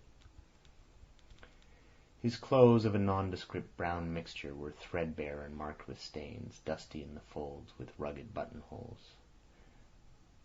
"The detonator is partly mechanical, partly chemical," he explained with casual condescension. "It is instantaneous, of course," murmured Ossipon with a slight shudder. "Far from it," confessed the other with a reluctance which seemed to twist his mouth dolorously. "A full 20 seconds must elapse from the moment I press the ball till the explosion takes place." "Whew!" whistled Ossipon, completely appalled. 20 seconds? Horrors! You mean to say you could face that? I should go crazy." "Wouldn't matter if you did. Of course it's the weak point of this special system, which is only for my own use. The worst is that the manner of exploding is always the weak point with us. I'm trying to invent a detonator that would adjust itself to all conditions of action, and even to unexpected changes of conditions. A variable and yet perfectly precise mechanism. A really intelligent detonator." 20 seconds, muttered Ossipon again. "Oh, and then?" With a slight turn of the head, the glitter of the spectacles seemed to gauge the size of the beer saloon in the basement of the renowned Silenus restaurant. Nobody in this room could hope to escape, was the verdict of that survey. Nor yet this couple going up the stairs now. The piano at the foot of the staircase clanged through a mazurka with brazen impetuosity, as though a vulgar and impudent ghost were showing off. The keys sank and rose mysteriously. Then all became still. For a moment Ossipon imagined the overlighted place changed into a dreadful black hole, belching horrible fumes, choked with ghastly rubbish of smashed brickwork and mutilated corpses. He had such a distinct perception of ruin and death that he shuddered again. The other observed with an air of calm sufficiency. In the last instance, it is character alone that makes for one's safety. There are very few people in the world whose character is as well established as mine. "I wonder how you managed it," growled Ossipon. "Force of personality," said the other without raising his voice. And coming from the mouth of that obviously miserable organism, the assertion caused the robust Ossipon to bite his lower lip. "Force of personality," he repeated with ostentatious calm. "I have the means to make myself deadly, but that by itself, you understand, is absolutely nothing in the way of protection. What is effective is the belief those people have in my will to use the means. That's their impression. It is absolute. Therefore, I am deadly." "There are individuals of character amongst that lot, too," muttered Ossipon ominously. "Possibly, but it is a matter of degree, obviously, since, for instance, I am not impressed by them. Therefore they are inferior. They cannot be otherwise. Their character is built upon conventional morality. It leans on the social order. Mine stands free from everything artificial. They are bound in all sorts of conventions. They depend on life, which in this connection is a historical fact surrounded by all sorts of restraints and considerations, a complex, organized fact open to attack at every point. Whereas I depend on death, which knows no restraint and cannot be attacked. My superiority is evident." "This is a transcendental way of putting it," said Ossipon, watching the cold glitter of the round spectacles. "I've heard Carl Jung say much the same thing not very long ago." "Carl Jung," mumbled the other contemptuously. "The delegate of the International Red Committee has been a posturing shadow all his life." "There are 3 of you delegates, aren't there? I won't define the other 2, as you are one of them. But what you say means nothing. You are the worthy delegates for revolutionary propaganda, but the trouble is not only that you are as unable to think independently as any respectable grocer or journalist of them all, but that you have no character whatsoever." Ossipon could not restrain a start of indignation. "But what do you want from us?" he exclaimed in a deadened voice. "What is it you are after yourself?" "A perfect detonator," was the peremptory answer. What are you making that face for? You see, you can't even bear the mention of something conclusive. I'm not making a face, growled the annoyed Ossipon bearishly. You revolutionaries, the other continued with leisurely self-confidence, are the slaves of social convention, which is afraid of you, slaves of it as much as the very police that stand up in the defense of that convention. Clearly you are, since you want to revolutionize it. It governs your thoughts, of course, and your action too, and thus neither your thoughts nor your action can ever be conclusive. He paused, tranquil with that air of close, endless silence, then almost immediately went on. You are not a bit better than the forces arrayed against you, than the police, for instance. The other day I came suddenly upon Chief Inspector Heat at the corner of Tottenham Court Road. He looked at me very steadily, but I did not look at him. Why should I give him more than a glance? He was thinking of many things, of his superiors, of his reputation, of the law courts, of his salary, of the newspapers, of 100 things, but I was thinking of my perfect detonator only. He meant nothing to me. He was as significant as... I can't call to mind anything insignificant enough to compare him with, except Karl Jung, perhaps. Like to like. The terrorist and the policeman both come from the same basket. Revolution, legality, countermoves in the same game, forms of idleness at the bottom. Identical. He plays his little game, so do you propagandists, but I don't play. I work 14 hours a day and go hungry sometimes. My experiments cost money now and again. And then I must do without food for a day or two. You are looking at my beer. Yes, I've had 2 glasses already, and shall have another presently. This is a little holiday, and I celebrate it alone. Why not? I've the grit to work alone, quite alone, absolutely alone. I've worked alone for years. Ossipon's face had turned a dusky red. At the perfect detonator, eh? He sneered very low. Yes, retorted the other. It is a good definition. You couldn't find anything half so precise to define the nature of your activity, with all your committees and delegations. It is I who am the true propagandist. We won't discuss that point, said Ossipon, with an air of rising above personal considerations. I'm afraid I'll have to spoil your holiday for you, though. There's a man blown up in Greenwich Park this morning. How do you know? They've been yelling the news in the streets since 2 o'clock. I bought the paper and just ran in here. Then I saw you sitting at this table. I've got it in my pocket now. He pulled the newspaper out. It was a good-sized, rosy sheet, as if flushed by the warmth of its own convictions, which were optimistic. He scanned the pages rapidly. Ah, here it is. Bomb in Greenwich Park. There isn't much so far. 11:30, foggy morning, effects of explosion felt as far as Romney Road and Park Place. Enormous hole in the ground under a tree filled with smashed roots and broken branches. All round fragments of a man's body blown to pieces. That's all. The rest's mere newspaper gup. No doubt a wicked attempt to blow up the observatory, they say. That's hardly credible.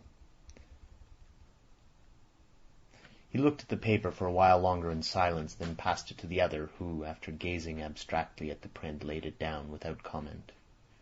It was Ossipon who spoke first, still resentful.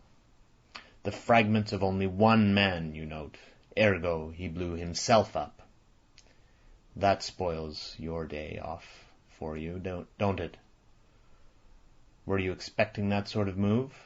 I hadn't the slightest idea, not the ghost of a notion of anything of the sort being planned to come off here, in this country. Under the present circumstance, it's nothing short of criminal. The little man lifted his thin black eyebrows with dispassionate scorn. Criminal? What is that? What is crime? What can be the meaning of such an assertion? How am I to express myself? One must use the current words, said Ossipon impatiently. The meaning of this assertion is that this business may affect our position very adversely in this country. Isn't that crime enough for you? I am convinced you have been giving away some of your stuff lately." Ossipon stared hard. The other, without flinching, lowered and raised his head slowly. "You have," burst out the editor of the FP leaflets in an intense whisper. "No. And are you really handing it over at large like this, for the asking, to the first fool who comes along?" "Just so. The condemned social order has not been built up on paper and ink, and I don't fancy that a combination of paper and ink will ever put an end to it, whatever you may think. Yes, I would give the stuff with both hands to every man, woman, or fool that likes to come along. I know what you are thinking about, but I am not taking my cue from the Red Committee. I would see you all hounded out of here, or arrested, or beheaded for that matter, without turning a hair. What happens to us as individuals is not of the least consequence." He spoke carelessly, without heat, almost without feeling, and Ossipon, secretly much affected, tried to copy this detachment. "If the police here knew their business, they would shoot you full of holes with revolvers, or else try to sandbag you from behind in broad daylight." The little man seemed already to have considered that point of view in his dispassionate, self-confident manner. "Yes," he assented with the utmost readiness. "But for that they would have to face their own institutions. Do you see? That requires grit. Uncommon grit. Grit of a special kind." Ossipon blinked. "I fancy that's exactly what would happen to you if you were to set up your laboratory in the States. They don't stand on ceremony with their institutions there." "I am not likely to go and see. Otherwise your remark is just," admitted the other. "They have more character over there, and their character is essentially anarchistic. Fertile ground for us, the States, very good ground. The great Republic has the root of the destructive matter in her. The collective temperament is lawless, excellent. They must shoot us down. But you are too transcendental for me," growled Ossipon, with moody concern. "Logical," protested the other. "There are several kinds of logic. This is the enlightened kind. America is all right. It is this country that is dangerous, with her idealistic conception of legality. The social spirit of this people is wrapped up in scrupulous prejudices, and that is fatal to our work. You talk of England being our only refuge. So much the worse. Capoi! What do we want with refuges? Here you talk, print, plot, and do nothing. I dare say it's very convenient for such Karl Yunts." He shrugged his shoulders slightly, then added with the same leisurely assurance, "To break up the superstition and worship of legality should be our aim. Nothing would please me more than to see Inspector Heat and his likes take to shooting us down in broad daylight with the approval of the public. Half our battle would be won then. The disintegration of the old morality would have set in its very temple. That is what you ought to aim at. But you revolutionaries will never understand that.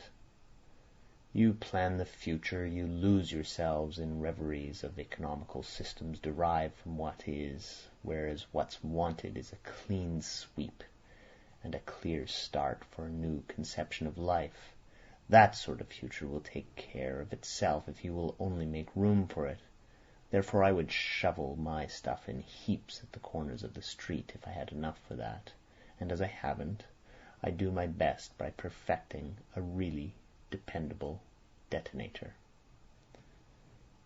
Ossipon, who had been mentally swimming in deep waters, seized upon the last words as if it were a saving plank. "Yes, your detonators. I shouldn't wonder if it was one of your detonators that made a clean sweep of the man in the park." A shade of vexation darkened the determined sallow face confronting Ossipon. "My difficulty consists precisely in experimenting practically with the various kinds. They must be tried, after all. Besides—" Ossipon interrupted. "Who could that fellow be? I assure you that we in London had no knowledge. Couldn't you describe the person you gave the stuff to?" The other turned his spectacles upon Ossipon like a pair of searchlights. "Describe him," he repeated slowly. "I don't think there can be the slightest objection now. I will describe him to you in one word. Verloc." Ossipon, whom curiosity had lifted a few inches off his seat, dropped back as if hit in the face. "Verloc? Impossible!"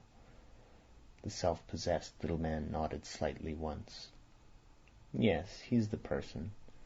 You can't say that in this case I was giving my stuff to the first fool that came along. He was a prominent member of the group, as far as I understand." "Yes," said Ossipon. "Prominent? No, not exactly. He was the centre for general intelligence, and usually received comrades coming over here. More useful than important. Man of no ideas. Years ago he used to speak at meetings, in France, I believe. Not very well, though. He was trusted by such men as Latour, Moser, and that old lot. The only talent he showed really was his ability to elude the attentions of the police somehow. Here, for instance, he did not seem to be looked after very closely. He was regularly married, you know. I suppose it's with her money that he started that shop. Seemed to make it pay, too." Ossipon paused abruptly, muttered to himself, "I wonder what that woman will do now," and fell into thought. The other waited with ostentatious indifference. His parentage was obscure, and he was generally known only by the nickname of the Professor. His title to that designation consisted in his having been once assistant demonstrator in chemistry at some technical institute. He quarrelled with the authorities upon a question of unfair treatment. Afterwards he obtained a post in the laboratory of a manufactory of dyes. There, too, he had been treated with revolting injustice.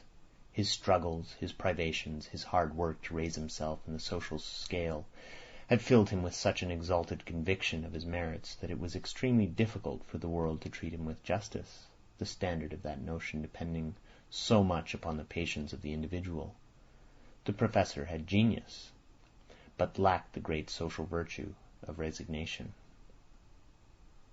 "Intellectually a nonentity," Ossipon pronounced aloud, abandoning suddenly the inward contemplation of Mrs. Verloc's bereaved person and business.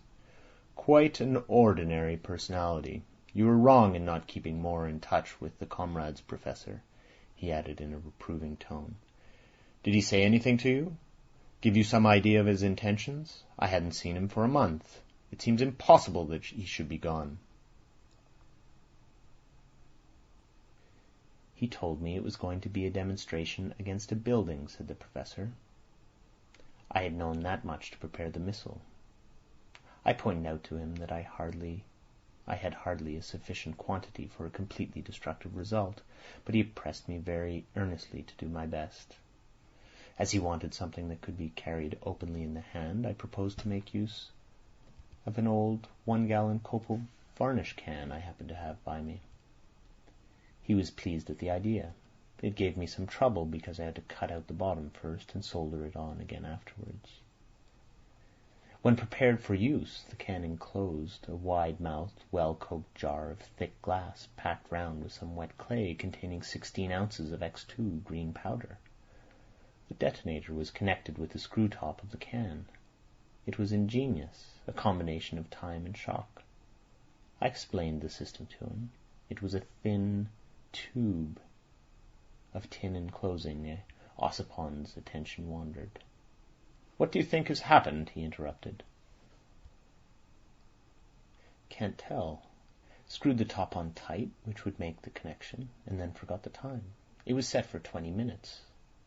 On the other hand, the time contact being made, a sharp shock would bring about the explosion at once. He either ran the time too close or simply let the thing fall. The contact was made all right. That's clear to me at any rate. The system worked perfectly. And yet you would think that a common fool in a hurry would be much more likely to forget to make the contact altogether. I was worrying myself about that sort of failure mostly. But there are more kinds of fools than one can guard against. You can't expect a detonator to be absolutely foolproof." He beckoned a waiter. Ossipon sat rigid, with the abstracted gaze of mental travail. After the man had gone away with the money, he roused himself with an air of profound dissatisfaction. "It's extremely unpleasant for me," he mused. "Karl has been in bed with bronchitis for a week. There's an even chance that he will never get up again. Michaelis is luxuriating in the country somewhere. A fashionable publisher has offered him £500 for a book. It will be a ghastly failure. He has lost the habit of consecutive thinking in prison, you know." The professor, on his feet, now buttoning his coat, looked about him with perfect indifference. "What are you going to do?" asked Ossipon warily. He dreaded the blame of the Central Red Committee, a body which had no permanent place of abode, and whose membership he was not exactly informed. If this affair eventuated in the stoppage of the modest subsidy allotted for the publication of the F.P. pamphlets, then indeed he would have to regret Verloc's inexplicable folly.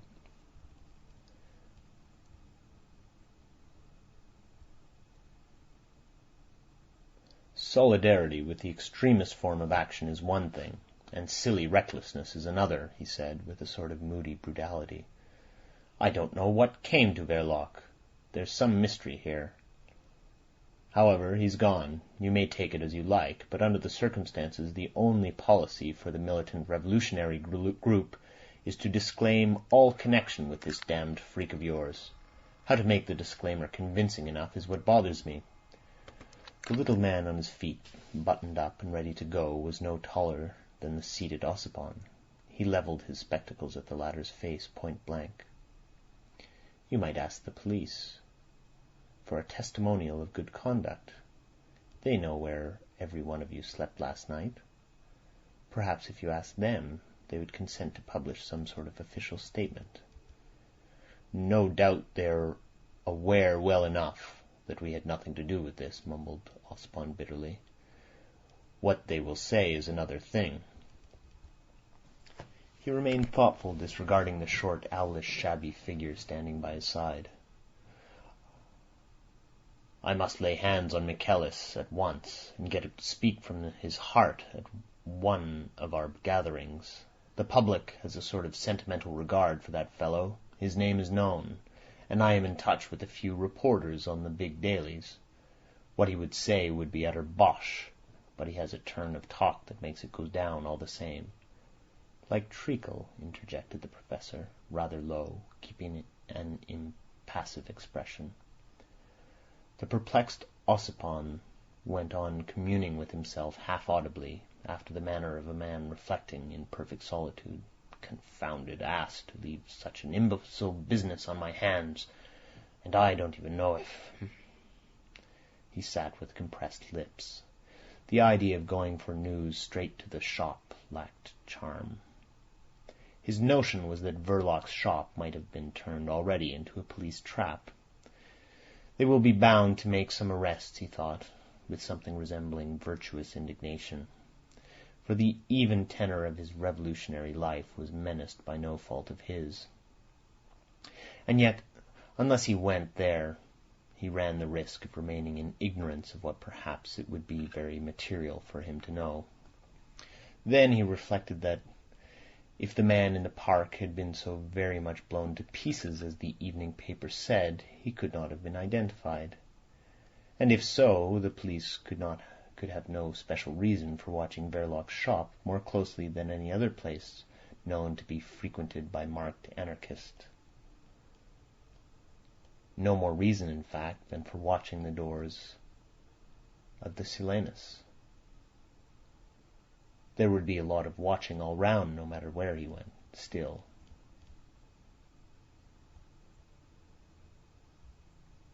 "I wonder what I had better do now," he muttered, taking counsel with himself. A rasping voice at his elbow said with sedate scorn, "Fasten yourself upon the woman for all she is worth." After uttering these words, the professor walked away from the table. Ossipon, whom that piece of insight had taken unawares, gave one ineffectual start, and remained still, with a helpless gaze, as though nailed fast to the seat of his chair. The lonely piano, without as much as a music stool to help it, struck a few chords courageously, and beginning a selection of national airs, played him out at last to the tune of Blue Bells of Scotland. The painfully detached notes grew faint behind his back, while he went slowly upstairs, across the hall, and into the street. In front of the great doorway a dismal row of newspaper sellers standing clear of the pavement dealt out their wares from the gutter. It was a raw, gloomy day of the early spring, and the grimy sky, the mud of the streets, the rags of the dirty men, harmonized excellently with the eruption of the damp, rubbishy sheets of paper soiled with printer's ink. The posters, maculated with filth, garnished like tapestry the sweep of the curbstone. The trade in afternoon papers was brisk, yet in comparison with the swift, constant march of foot traffic, the effect was of indifference, of a disregarded distribution. Ossipon looked hurriedly both ways before stepping out into the cross-currents, but the professor was already out of sight. End of chapter 4. The Secret Agent by Joseph Conrad. Chapter 5.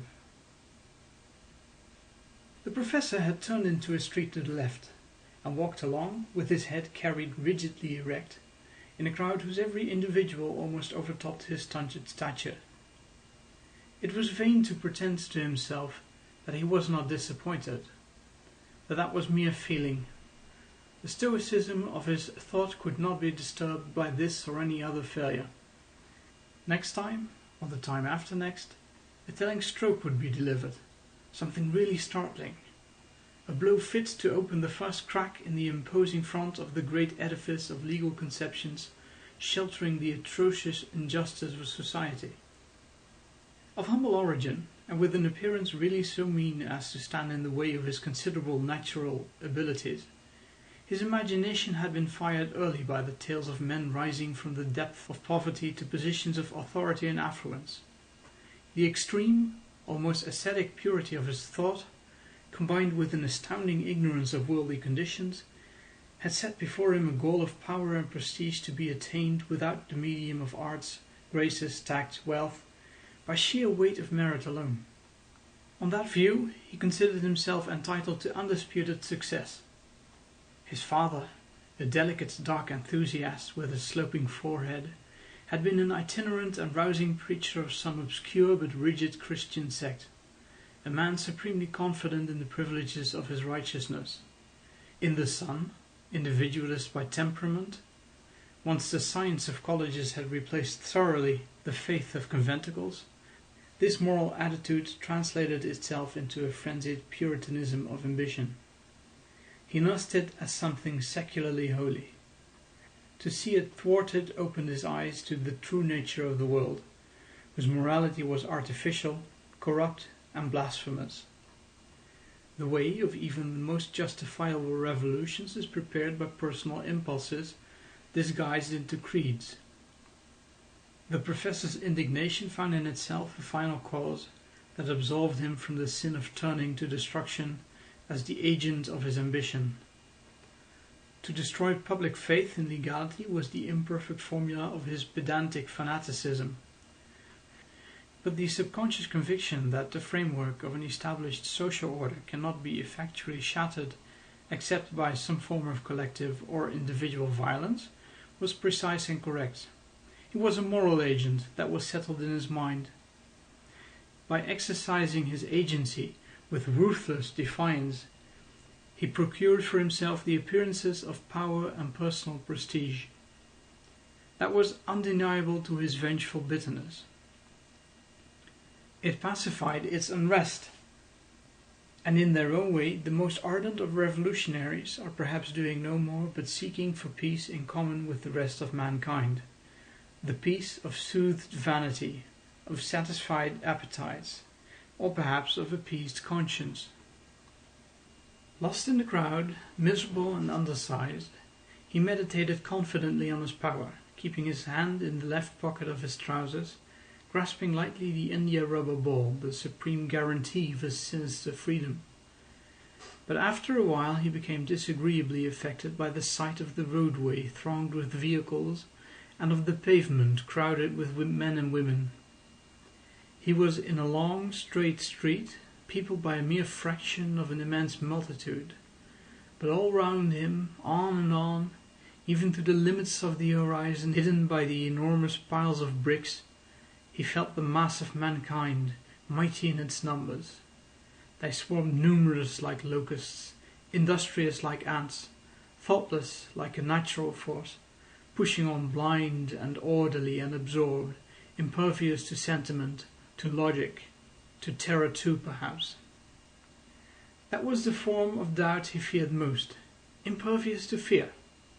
Often, while walking abroad, when he happened also to come out of himself, he had such moments of dreadful, insane mistrust of mankind. What if nothing could move them? Such moments came to all men whose ambition aims at a direct grasp upon humanity, to artists, politicians, thinkers, reformers, or saints. A despicable emotional state this, against which solitude fortifies a superior character. And with severe exultation the professor thought of the refuge of his room, with its padlocked cupboard, lost in a wilderness of poor houses, the hermitage of the perfect anarchist. In order to reach sooner the point where he could take his omnibus, he turned brusquely out of the popular street into a narrow and dusky alley paved with flagstones. On one side, the low brick houses had in their dusty windows the sightless, moribund look of incurable decay, empty shells awaiting demolition. From the other side, life had not departed wholly as yet.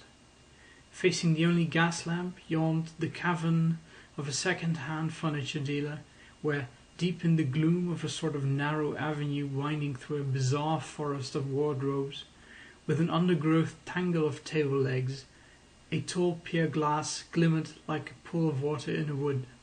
An unhappy, homeless couch, accompanied by two unrelated chairs, stood in the open. The only human being making use of the alley besides the professor, coming stalwart and erect from the opposite direction, checked his swinging pace suddenly. "Hello," he said, and stood a little on one side watchfully. The professor had already stopped, with a ready half-turn which brought his shoulders very near the other wall. His right hand fell lightly on the back of the outcast couch, the left remained purposefully plunged deep in the trousers pocket, and the roundness of the heavy-rimmed spectacles imparted an owlish character to his moody, unperturbed face. It was like a meeting in a side corridor of a mansion full of life. The stalwart man was buttoned up in a dark overcoat and carried an umbrella. His hat, tilted back, uncovered a good deal of forehead, which appeared very white in the dusk. In the dark patches of the orbits the eyeballs glimmered piercingly. Long, drooping moustaches, the colour of ripe corn, framed with their points the square block of his shaved chin. "I'm not looking for you," he said curtly. The professor did not stir an inch. The blended noises of the enormous town sank down to an inarticulate low murmur. Chief Inspector Heat of the Special Crimes Department changed his tone. "Not in a hurry to get home?" he asked with mocking simplicity. The unwholesome-looking little moral agent of destruction exulted silently in the possession of personal prestige, keeping in check this man armed with the defensive mandate of a menaced society. More fortunate than Caligula, who wished that the Roman Senate had only one head for the better satisfaction of his cruel lust, he beheld in that one man all the forces he had set at defiance, the force of law, property, oppression, and injustice. He beheld all his enemies and fearlessly confronted them all in the supreme satisfaction of his vanity. They stood perplexed before him as before a dreadful portent. He gloated inwardly over the chance of this meeting affirming his superiority over all the multitude of mankind. It was in reality a chance meeting. Chief Inspector Heat had had a disagreeably busy day since his department received the first telegram from Greenwich a little before 11 in the morning. First of all, the fact of the outrage being attempted less than a week after he had assured a high official that no outbreak of anarchist activity was to be apprehended was sufficiently annoying. If he ever thought himself safe in making a statement, it was then. He had made that statement with infinite satisfaction to himself, because it was clear that the high official desired greatly to hear that very thing. He had affirmed that nothing of the sort could even be thought of without the department being aware of it within 24 hours. And he had spoken thus in his consciousness of being the great expert of his department. He had gone even so far as to utter words which true wisdom would have kept back. But Chief Inspector Heat was not very wise, at least not truly so. True wisdom, which is not certain of anything in this world of contradictions, would have prevented him from attaining his present position. It would have alarmed his superiors and done away with his chances of promotion. His promotion had been very rapid. "There isn't one of them, sir, that we couldn't lay our hands on at any time of night and day. We know what each of them is doing hour by hour," he had declared. And the high official had deigned to smile. This was so obviously the right thing to say for an officer of Chief Inspector Heat's reputation that it was perfectly delightful. The high official believed the declaration, which chimed in with his idea of the fitness of things. His wisdom was of an official kind, or else he might have reflected upon a matter not of theory, but of experience, that in the close woven stuff of relations between conspirator and police there occur unexpected solutions of continuity, sudden holes in space and time. A given anarchist may be watched inch by inch and minute by minute, but lost for a few hours during which something, generally an explosion, more or less deplorable does happen. But the high official, carried away by his sense of the fitness of things, had smiled, and now the recollection of that smile was very annoying to Chief Inspector Heat, principal expert in anarchist procedure. This was not the only circumstance whose recollection depressed the usual serenity of the eminent specialist. There was another, dating back only to that very morning. The thought that when called urgently to his assistant commissioner's private room, he had been unable to conceal his astonishment was distinctly vexing. His instinct of a successful man had taught him long ago that, as a general rule, a reputation is built on manner as much as on achievement. And he felt that his manner, when confronted with the telegram, had not been impressive. He had opened his eyes widely and had exclaimed, "Impossible!" exposing himself thereby to the unanswerable retort of a fingertip laid forcibly on the telegram which the Assistant Commissioner, after reading it aloud, had flung on the desk. To be crushed, as it were, under the tip of a forefinger was an unpleasant experience. Very damaging, too. Furthermore, Chief Inspector Heat was conscious of not having mended matters by allowing himself to express a conviction. "One thing I can tell you at once, none of our lot had anything to do with this." He was strong in his integrity of a good detective, but he saw now that an impenetrable, attentive reserve towards this incident would have served his reputation better. On the other hand, he admitted to himself that it was difficult to preserve one's reputation if rank outsiders were going to take a hand in the business. Outsiders are the bane of the police as of other professions. The tone of the Assistant Commissioner's remarks had been sour enough to set one's teeth on edge. And since breakfast, Chief Inspector Heat had not managed to get anything to eat. Starting immediately to begin his investigation on the spot, he had swallowed a good deal of raw, unwholesome fog in the park. Then he had walked over to the hospital, and when the investigation in Greenwich was concluded, at last he had lost his inclination for food. Not accustomed, as the doctors are, to examine closely the mangled remains of human beings. He had been shocked by the sight disclosed to his view when a waterproof sheet had been lifted off a table in a certain apartment of the hospital. Another waterproof sheet was spread over that table in the manner of a tablecloth, with the corners turned up over a sort of mound, a heap of rags, scorched and blood-stained, half concealing what might have been an accumulation of raw material for a cannibal feast. It required considerable firmness of mind not to recoil before that sight. Chief Inspector Heat, an efficient officer of his department, stood his ground, but for a whole minute he did not advance. A local constable in uniform cast a sidelong glance and said, with stolid simplicity, "He's all there. Every bit of him. It was a job." He had been the first man on the spot after the explosion. He mentioned the fact again.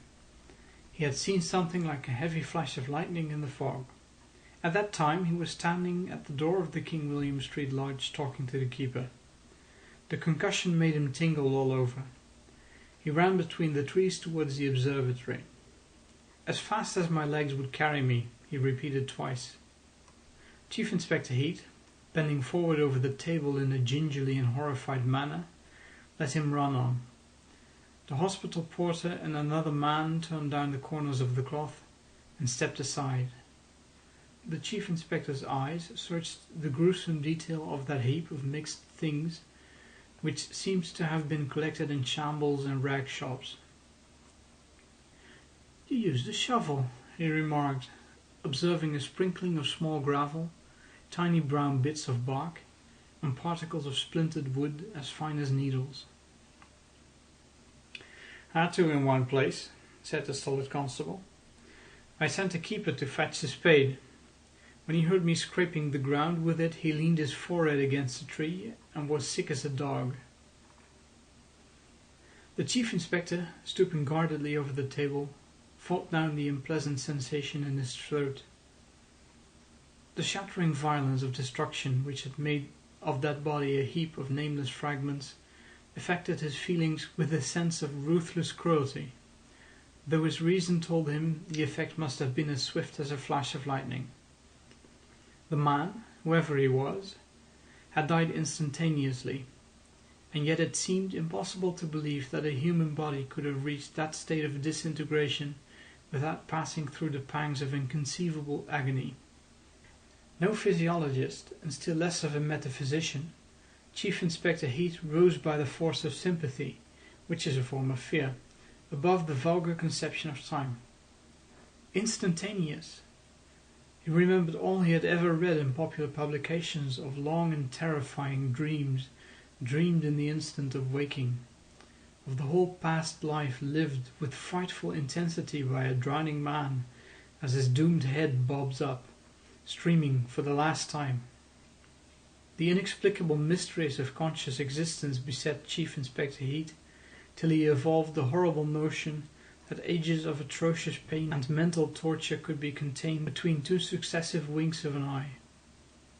And meantime the Chief Inspector went on, peering at the table with a calm face, and the slightly anxious attention of an indigent customer bending over what may be called the by-products of a butcher's shop, with a view to an inexpensive Sunday dinner. All the time his trained faculties of an excellent investigator, who scorns no chance of information, followed the self-satisfied, disjointed loquacity of the constable. "A fair-haired fellow," the last observed in a placid tone, and paused. The old woman who spoke to the sergeant noticed a fair-haired fellow coming out of Maze Hill Station. He paused. "And he was a fair-haired fellow." "She noticed two men coming out of the station after the up train had gone on," he continued slowly. "She couldn't tell if they were together. She took no particular notice of the big one, but the other was a fair, slight chap, carrying a tin varnish can in one hand." The constable ceased. "Know the woman?" muttered the Chief Inspector, with his eyes fixed on the table and a vague notion in his mind of an inquest to be held presently upon a person likely to remain forever unknown. Yes, she is housekeeper to a retired publican and attends a chapel in Park Place sometimes, the constable uttered weightily, and paused, with another oblique glance at the table. Then suddenly, well, here he is, all of him I could see. Fair, slight enough. Look at that foot there. I picked up the legs first, one after another. It was that scattered you didn't know where to begin. The constable paused. The least flicker of an innocent self-laudatory smile invested his round face with an infantile expression. Stumbled, he announced positively. I stumbled once myself, and pitched on my head too, while running up. Them roots do stick out all about the place. Stumbled against the root of a tree and fell, and that thing he was carrying must have gone off right under his chest, I expect.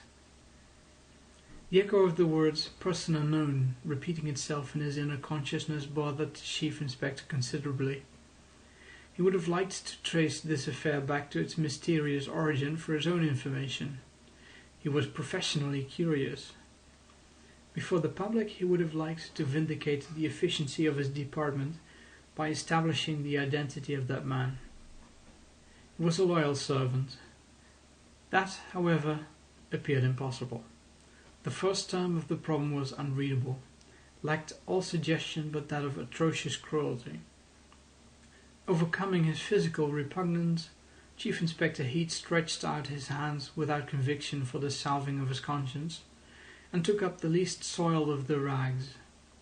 It was a narrow strip of velvet, with a larger triangular piece of dark blue cloth hanging from it. He held it up to his eyes, and the police constable spoke. Velvet collar. Funny the old woman should have noticed the velvet collar. Dark blue overcoat with a velvet collar, she has told us. He was the chap she saw. No mistake. And here he is all complete, velvet collar and all. I don't think I missed a single piece as big as a postage stamp. At this point, the trained faculties of the Chief Inspector ceased to hear the voice of the constable. He moved to one of the windows for better light. His face, averted from the room, expressed a startled, intense interest while he examined closely the triangular piece of broadcloth. By a sudden jerk he detached it, and only after stuffing it into his pocket, turned round to the room and flung the velvet collar back on the table. "Cover up," he directed the attendant curtly, without another look, and saluted by the constable carried off his spoil hastily. A convenient train whirled him up to town, alone and pondering deeply, in a third-class apartment. That singed piece of cloth was incredibly valuable, and he could not defend himself from astonishment at the casual manner it had come into his possession. It was as if fate had thrust that clue into his hands, and after the manner of the average man, whose ambition is to command events, he began to mistrust such a gratuitous and accidental success, just because it seemed forced upon him. The practical value of success depends not a little on the way you look at it. But fate looks at nothing. It has no discretion. He no longer considered it eminently desirable all round to establish publicly the identity of the man who had blown himself up that morning with such horrible completeness. But he was not certain of the view his department would take. A department is to those it employs a complex personality with ideas and even fads of its own. It depends on the loyal devotion of its servants, and the devoted loyalty of trusted servants is associated with a certain amount of affectionate contempt, which keeps it sweet, as it were. By a benevolent provision of nature, no man is a hero to his valet, or else the heroes would have to brush their own clothes. Likewise, no department appears perfectly wise to the intimacy of its workers. A department does not know so much as some of its servants. Being a dispassionate organism, it can never be perfectly informed. It would not be good for its efficiency to know too much. Chief Inspector Heat got out of the train in a state of thoughtfulness entirely untainted with disloyalty, but not quite free of that jealous mistrust which so often springs on the ground of perfect devotion, whether to women or to institutions. It was in this mental disposition, physically very empty, but still nauseated by what he had seen, that he had come upon the Professor. Under these conditions, which make for irascibility in a sound, normal man, this meeting was specially unwelcome to Chief Inspector Heat. He had not been thinking of the Professor. He had not been thinking of any individual anarchist at all. The complexion of that case had somehow forced upon him the general idea of the absurdity of things human, which in the abstract is sufficiently annoying to an unphilosophical temperament, and in concrete instances becomes exasperating beyond endurance. At the beginning of his career, Chief Inspector Heat had been concerned with the more energetic forms of thieving. He had gained his spurs in that sphere, and naturally enough had kept for it, after his promotion to another department, a feeling not very far removed from affection. Thieving was not a sheer absurdity. It was a form of human industry, perverse indeed, but still an industry exercised in an industrious world. It was work undertaken for the same reason as the work in potteries, coal mines, in fields, in tool grinding shops. It was labour whose practical difference from the other forms of labour consisted in the nature of its risk, which did not lie in ankylosis or lead poisoning or fire damp or gritty dust, but in what may be briefly defined in its own special phraseology as 7 years hard. Chief Inspector Heat was, of course, not insensible to the gravity of moral differences, but neither were the thieves he had been looking after. They submitted to the severe sanctions of a morality familiar to Chief Inspector Heat with a certain resignation. They were his fellow citizens gone wrong because of imperfect education, Chief Inspector Heat believed. But allowing for that difference, he could understand the mind of a burglar because, as a matter of fact, the mind and the instincts of a burglar are of the same kind as the mind and the instincts of a police officer. Both recognize the same conventions and have a working knowledge of each other's methods and of the routine of their respective trades. They understand each other, which is advantageous to both, and establishes a sort of amenity in their relations. Products of the same machine, one classed as useful and the other as noxious, they take the machine for granted in different ways, but with a seriousness essentially the same. The mind of Chief Inspector Heat was inaccessible to ideas of revolt. But his thieves were not rebels. His bodily vigour, his cool, inflexible manner, his courage and his fairness had secured for him much respect and some adulation in the sphere of his early successes. He had felt himself revered and admired. And Chief Inspector Heat, arrested within 6 paces of the anarchist nicknamed the Professor, gave a thought of regret to the world of thieves, sane, without morbid ideals, working by routine, respectful of constituted authorities, free from all taint of hate and despair. After paying his tribute to what is normal in the constitution of society, for the idea of thieving appeared to his instinct as normal as the idea of property, Chief Inspector Heat felt very angry with himself for having stopped, for having spoken, for having taken that way at all, on the ground of it being a shortcut from the station to the headquarters. And he spoke again in his big authoritative voice, which, being moderated, had a threatening character. "You are not wanted, I tell you," he repeated. The anarchist did not stir. An inward laugh of derision uncovered not only his teeth, but his gums as well, shook him all over without the slightest sound. Chief Inspector Heat was led to add, against his better judgment, "Not yet. When I want you, I will know where to find you." Those were perfectly proper words, within the tradition and suitable to his character of a police officer addressing one of his special flock. But the reception they got departed from tradition and propriety. It was outrageous. The stunted, weakly figure before him spoke at last. "I've no doubt the papers would give you an obituary notice then. You know best what that would be worth to you. I should think you can imagine easily the sort of stuff that would be printed. But you may be exposed to the unpleasantness of being buried together with me, though I suppose your friends would make an effort to sort us out as much as possible." With all his healthy contempt for the spirit dictating such speeches, the atrocious elusiveness of the words had its effect on the Chief Inspector Heat. He had too much insight, and too much exact information as well, to dismiss them as rot. The dusk of this narrow lane took on a sinister tint from the dark, frail little figure, its back to the wall, and speaking with a weak, self-confident voice. To the vigorous, tenacious vitality of the Chief Inspector, the physical wretchedness of that being, so obviously not fit to live, was ominous, for it seemed to him that if he had the misfortune to be such a miserable object, he would not have cared how soon he died. Life had such a strong hold upon him that a fresh wave of nausea broke out in slight perspiration upon his brow. The murmur of town life, the subdued rumble of wheels in the two invisible streets to the right and left, came through the curve of the sordid lane to his ears with a precious familiarity and an appealing sweetness.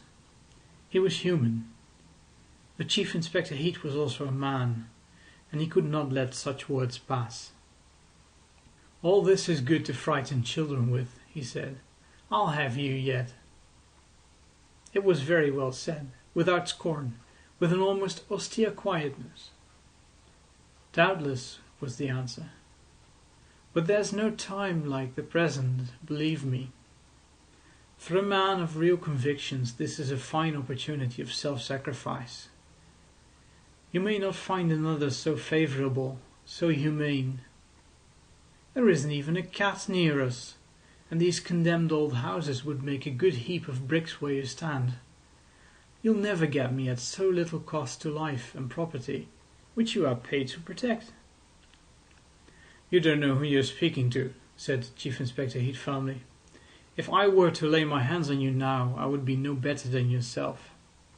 "Ah, the game. You may be sure our side will win in the end. It may yet be necessary to make people believe that some of you ought to be shot at sight, like mad dogs. Then that will be the game. But I'll be damned if I know what yours is.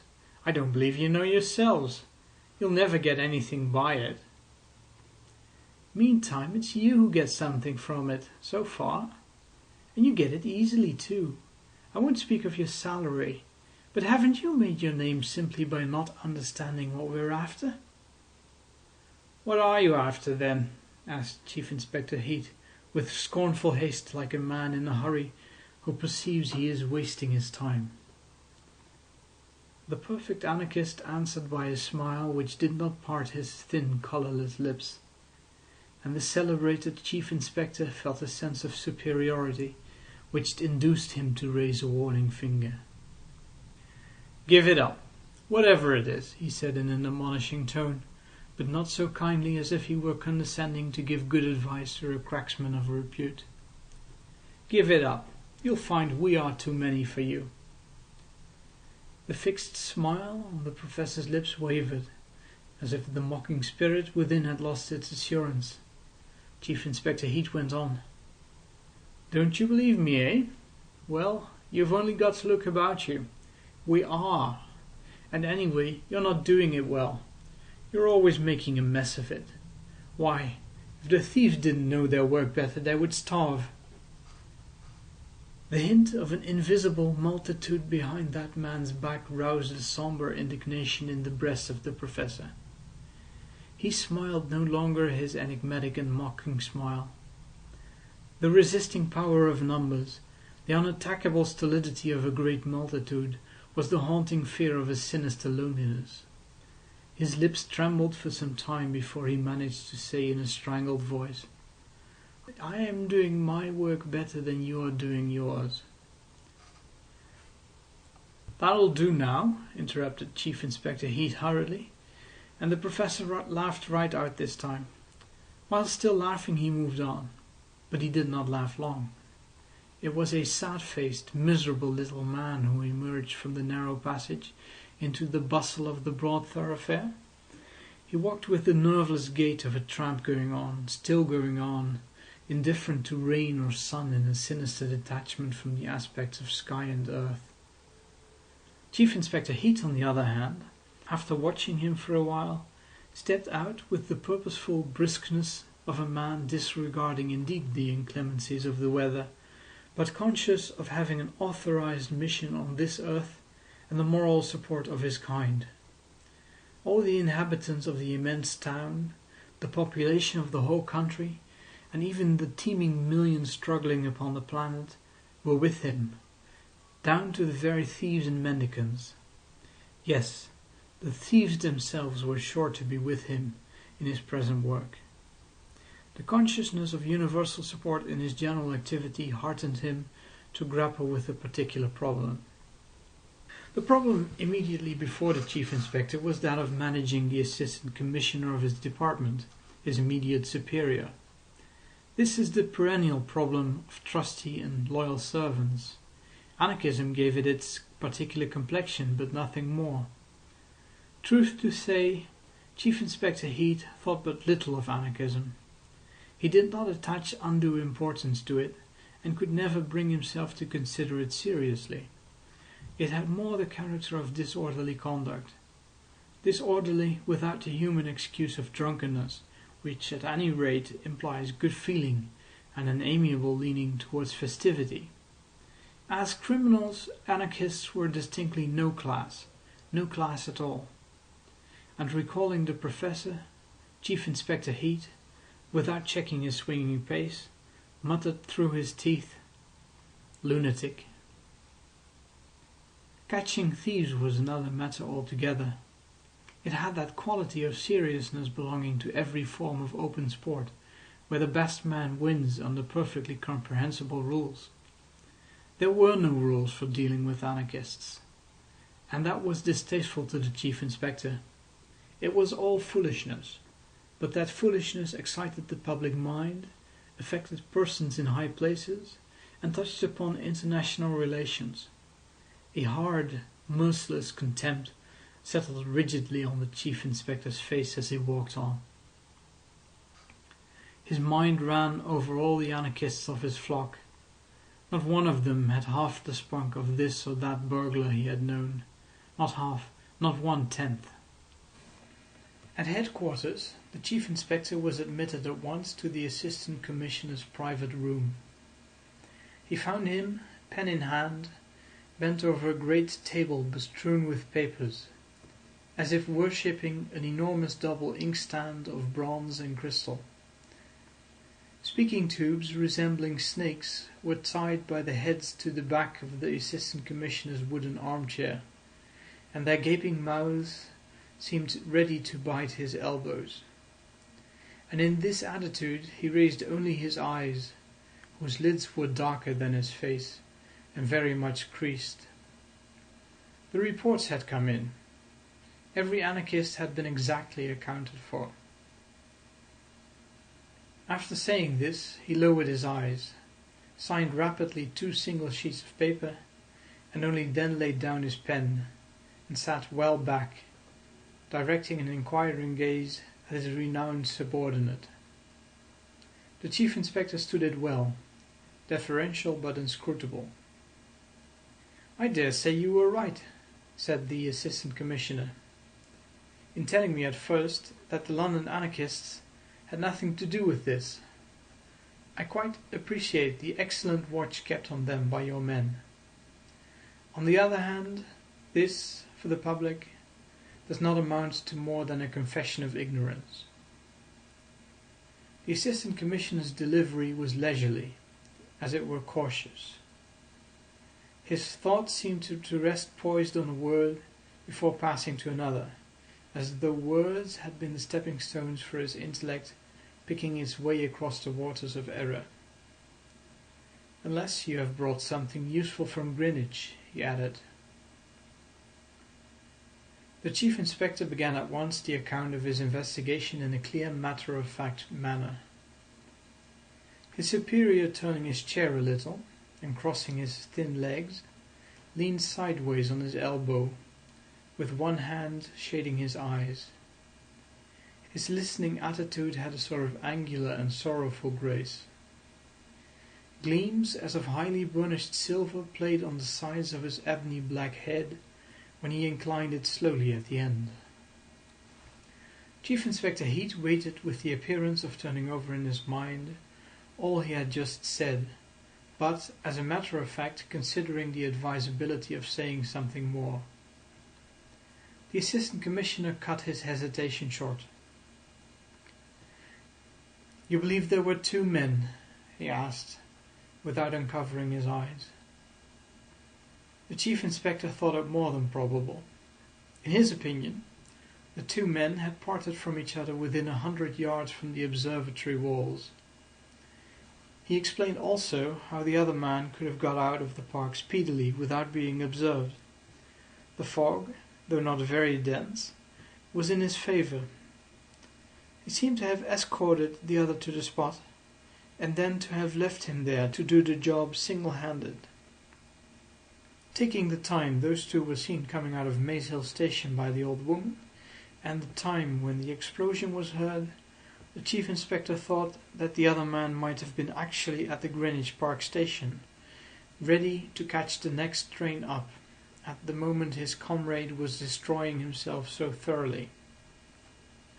"Very thoroughly, eh?" murmured the Assistant Commissioner from under the shadow of his hand. The Chief Inspector, in a few vigorous words, described the aspect of the remains. "The coroner's jury will have a treat," he added grimly. The Assistant Commissioner uncovered his eyes. "We shall have nothing to tell them," he remarked languidly. He looked up, and for a time watched the markedly non-committal attitude of his Chief Inspector. His nature was one that is not easily accessible to illusions. He knew that a department is at the mercy of its subordinate officers, who have their own conceptions of loyalty. His career had begun in a tropical colony. He had liked his work there. It was police work. He had been very successful in tracking and breaking up certain nefarious secret societies amongst the natives. Then he took his long leave and got married rather impulsively. It was a good match from a worldly point of view, but his wife formed an unfavourable opinion of the colonial climate on hearsay evidence. On the other hand, she had influential connections. It was an excellent match. But he did not like the work he had to do now. He felt himself dependent on too many subordinates and too many masters. The near presence of that strange emotional phenomenon called public opinion weighed upon his spirits and alarmed him by its irrational nature. No doubt that from ignorance he exaggerated to himself its power for good and evil, especially for evil. And the rough east winds of the English spring, which agreed with his wife, augmented his general mistrust of men's motives and of the efficiency of their organization. The futility of office work especially appalled him on those days so trying to his sensitive liver. He got up, unfolding himself to his full height, and with a heaviness of step remarkable in so slender a man, moved across the room to the window. The panes streamed with rain, and the short street he looked down into lay wet and empty, as if swept clear suddenly by a great flood. It was a very trying day, choked in raw fog to begin with, and now drowned in cold rain. The flickering, blurred flames of gas lamps seemed to be dissolving in a watery atmosphere, and the lofty pretensions of a mankind oppressed by the miserable indignities of the weather appeared as a colossal and hopeless vanity, deserving of scorn, wonder, and compassion. Horrible, horrible, thought the Assistant Commissioner to himself, with his face near the window pane. We have been having this sort of thing now for 10 days. No, a fortnight. He ceased to think completely for a time. That utter stillness of his brain lasted about 3 seconds. Then he said perfunctorily, "You have set inquiries on foot for tracing that other man up and down the line?" He had no doubt that everything needful had been done. Chief Inspector Heat knew, of course, thoroughly the business of man-hunting, and these were the routine steps too that would be taken as a matter of course by the merest beginner. A few inquiries amongst the ticket collectors and the porters of the 2 small railway stations would give additional details as to the appearance of the 2 men. The inspection of the collected tickets would show at once where they came from that morning. It was elementary and could not have been neglected. Accordingly, the Chief Inspector answered that all this had been done directly the old woman had come forward with her deposition. And he mentioned the name of a station. "That's where they came from, sir," he went on. "The porter who took the tickets at Maze Hill remembers 2 chaps answering to the description passing the barrier. They seemed to him 2 respectable working men of a superior sort, sign painters or house decorators. The big man got out of a 3rd-class compartment backward, with a bright tin can in his hand. On the platform he gave it to carry to the fair young fellow who followed him. All this agrees exactly with what the old woman told the police sergeant in Greenwich." The Assistant Commissioner, still with his face turned to the window, expressed his doubts as to these 2 men having had anything to do with the outrage. All this theory rested upon the utterances of an old charwoman who had been nearly knocked down by a man in a hurry. Not a very substantial authority indeed, unless on the ground of sudden inspiration, which was hardly tenable. "Frankly now, could she have been really inspired?" he queried, with grave irony, keeping his back to the room, as if entranced by the contemplation of the town's colossal forms half lost in the night. He did not even look round when he heard the mutter of the word "providential" from the principal subordinate of his department, whose name, printed sometimes in the papers, was familiar to the great public as that of one of its zealous and hard-working protectors. Chief Inspector Heat raised his voice a little. "Strips and bits of bright tin were quite visible to me," he said. "That's a pretty good corroboration. And these men came from that little country station," the Assistant Commissioner mused aloud, wondering.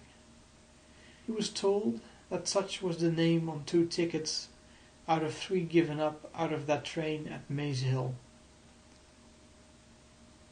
The 3rd person who got out was a hawker from Gravesend, well known to the porters. The Chief Inspector imparted that information in a tone of finality with some ill humour, as loyal servants will do in the consciousness of their fidelity and with the sense of the value of their loyal exertions. And still, the Assistant Commissioner did not turn away from the darkness outside, as vast as a sea. "2 foreign anarchists coming from that place," he said, apparently to the window pane. "It's rather unaccountable." "Yes, sir. But it would be still more unaccountable if that Michaelis weren't staying in a cottage in the neighbourhood." At the sound of that name, falling unexpectedly into this annoying affair, the Assistant Commissioner dismissed brusquely the vague remembrance of his daily whist party at his club. It was the most comforting habit of his life, in a mainly successful display of his skill, without the assistance of any subordinate. He entered his club to play from 5 to 7 before going home to dinner, forgetting for those 2 hours whatever was distasteful in his life, as though the game were a beneficent drug for allaying the pangs of moral discontent. His partners were the gloomily humorous editor of a celebrated magazine, a silent elderly barrister with malicious little eyes, and a highly martial, simple-minded old colonel with nervous brown hands. They were his club acquaintances merely. He never met them elsewhere except at the card table. But they all seemed to approach the game in the spirit of co-sufferers, as if it were indeed a drug against the secret ills of existence. And every day as the sun declined over the countless roofs of the town, a mellow, pleasurable impatience, resembling the impulse of a sure and profound friendship, lightened his professional labours. And now this pleasurable sensation went out of him with something resembling a physical shock, and was replaced by a special kind of interest in his work of social protection, an improper sort of interest, which may be defined best as a sudden and alert mistrust of the weapon in his hand. End of chapter 5.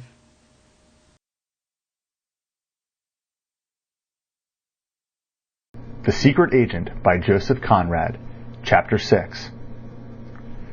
The lady patroness of Michaelis, the ticket-of-leave apostle of humanitarian hopes, was one of the most influential and distinguished connections of the assistant commissioner's wife, whom she called Annie, and treated still rather as a not very wise and utterly inexperienced young girl. But she had consented to accept him on a friendly footing, which was by no means the case with all of his wife's influential connections. Married young and splendidly at some remote epoch of the past, she had had for a time a close view of great affairs, and even of some great men. She herself was a great lady. Old now in the number of her years, she had that sort of exceptional temperament which defies time with scornful disregard, as if it were a rather vulgar convention submitted to by the mass of inferior mankind.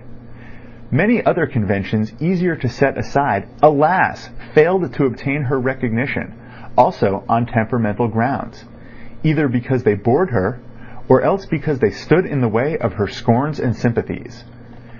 Admiration was a sentiment unknown to her. It was one of the secret griefs of her most noble husband against her. First, as always more or less tainted with mediocrity, and next as being in a way an admission of inferiority. And both were frankly inconceivable to her nature. To be fearlessly outspoken in her opinions came easily to her, since she judged solely from the standpoint of her social position.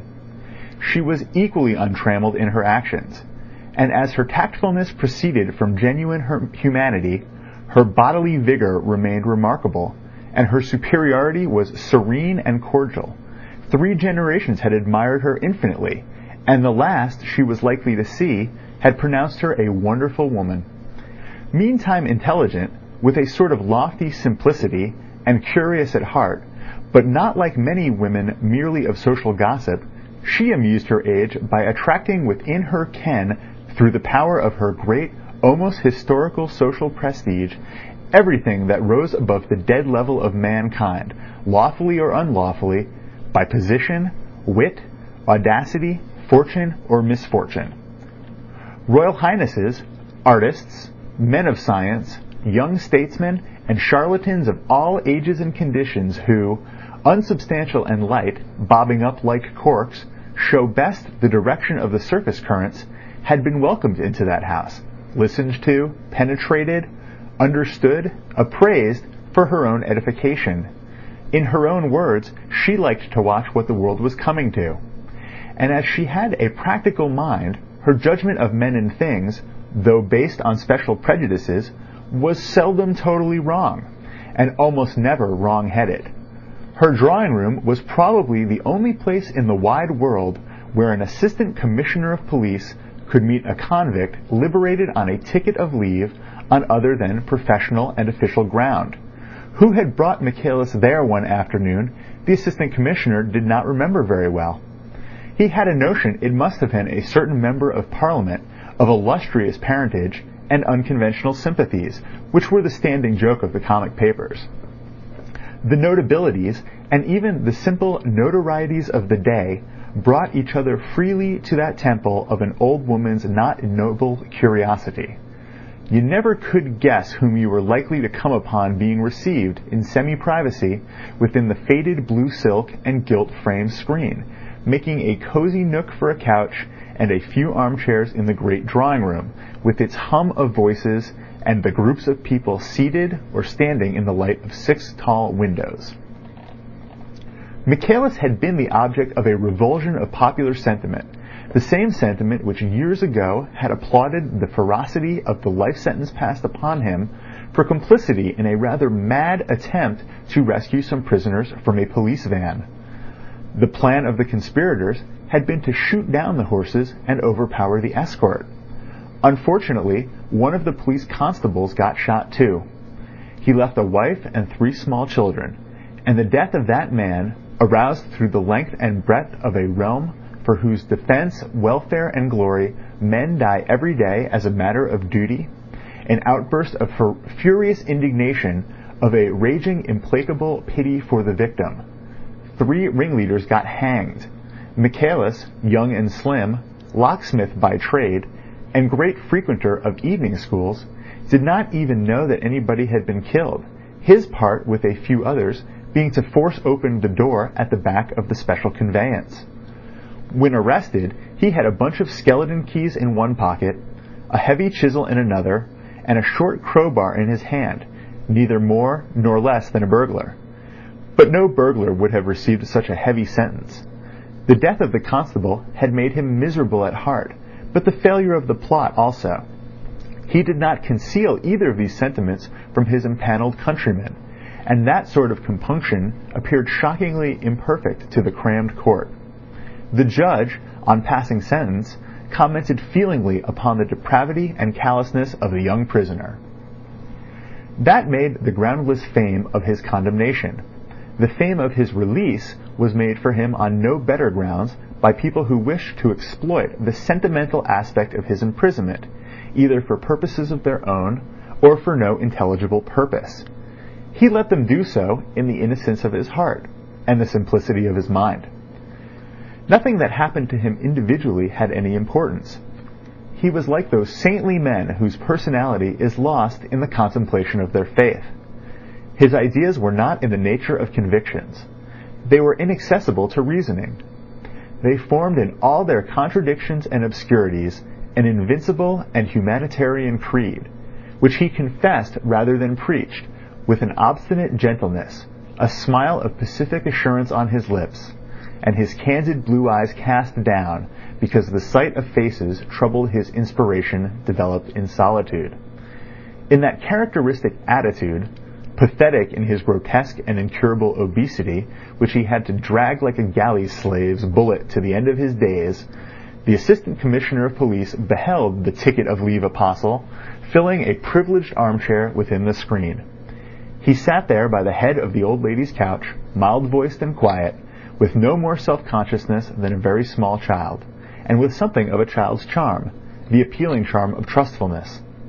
Confident of the future, whose secret ways had been revealed to him within the 4 walls of a well-known penitentiary, he had no reason to look with suspicion upon anybody. If he could not give the great and curious lady a very definite idea as to what the world was coming to, he had managed without effort to impress her by his unembittered faith, by the sterling quality of his optimism. A certain simplicity of thought is common to serene souls at both ends of the social scale. The great lady was simple in her own way. His views and beliefs had nothing in them to shock or startle her, since she judged them from the standpoint of her lofty position. Indeed, her sympathies were easily accessible to a man of that sort. She was not an exploiting capitalist herself. She was, as it were, above the play of economic conditions. and she had a great capacity of pity for the more obvious forms of common human miseries, precisely because she was such a complete stranger to them that she had to translate her conception into terms of mental suffering before she could grasp the notion of their cruelty. The Assistant Commissioner remembered very well the conversation between these two. He had listened in silence. It was something as exciting in a way, and even touching in its foredoomed futility, as the efforts at moral intercourse between the inhabitants of remote planets. But this grotesque incarnation of humanitarian passion appealed somehow to one's imagination. At last Michaelis rose, and, taking the great lady's extended hand, shook it, retained it for a moment in his great cushioned palm with unembarrassed friendliness, and turned upon the semi-private nook of the drawing-room, his back vast and square, and as if distended under the short tweed jacket. Glancing about in serene benevolence, he waddled along to the distant door between the knots of other visitors. The murmur of conversations paused on his passage. He smiled innocently at a tall, brilliant girl whose eyes met his accidentally, and went out unconscious of the glances following him across the room. Michaelis's first appearance in the world was a success of esteem unmarred by a single murmur of derision. The interrupted conversations were resumed in their proper tone, grave or light. Only a well-set-up, long-limbed, active-looking man of 40 talking with two ladies near a window remarked aloud, with an unexpected depth of feeling, 18 stone, I should say, and not 5'6". Poor fellow, it's terrible, terrible. The lady of the house, gazing absently at the Assistant Commissioner, left alone with her on the private side of the screen, seemed to be rearranging her mental impressions behind her thoughtful immobility of a handsome old face. Men with grey mustaches and full, healthy, vaguely smiling countenances approached, circling round the screen. Two mature women with a matronly air of gracious resolution. A clean-shaved individual with sunken cheeks and dangling a gold-mounted eyeglass on a broad black ribbon with an old-world dandified effect. A silence deferential, but full of reserves, reigned for a moment, and then the great lady exclaimed, not with resentment, but with a sort of protesting indignation, "And that officially is supposed to be a revolutionist? What nonsense!" She looked hard at the Assistant Commissioner, who murmured apologetically, not a dangerous one, perhaps. "Not dangerous? I should think not indeed. He is a mere believer. It's the temperament of a saint," declared the great lady in a firm tone. "And they kept him shut up for 20 years? One shudders at the stupidity of it. And now they have let him out. Everybody belonging to him has gone away somewhere or dead. His parents are dead. The girl he was to marry has died while he was in prison. He has lost the skill necessary for his manual occupation. He told me all this himself with the sweetest patience. But then he said he had had plenty of time to think things out for himself. A pretty compensation. If that's the stuff revolutionists are made of, some of us may well go on their knees to them," she continued in a slightly bantering voice, while the banal society smiles hardened on their worldly faces, turned towards her with conventional deference. "The poor creature is obviously no longer in a position to take care of himself. Somebody will have to look after him a little. He should be recommended to follow a treatment of some sort," the soldierly voice of the active-looking man was heard advising earnestly from a distance. He was in the pink of condition for his age, and even the texture of his long frock coat had a character of elastic soundness, as if it were a living tissue. "The man is virtually a cripple," he added with unmistakable feeling. Other voices, as if glad of the opening, murmured hasty compassion. "Quite startling! Monstrous! Most painful to see." The lank man, with the eyeglass on a broad ribbon, pronounced mincingly the word "grotesque," whose justness was appreciated by those standing near him. They smiled at each other. The Assistant Commissioner had expressed no opinion either then or later, his position making it impossible for him to ventilate any independent view of a ticket of leave convict. But, in truth, he shared the view of his wife's friend and patron that Michaelis was a humanitarian sentimentalist, a little mad, but upon the whole incapable of hurting a fly intentionally.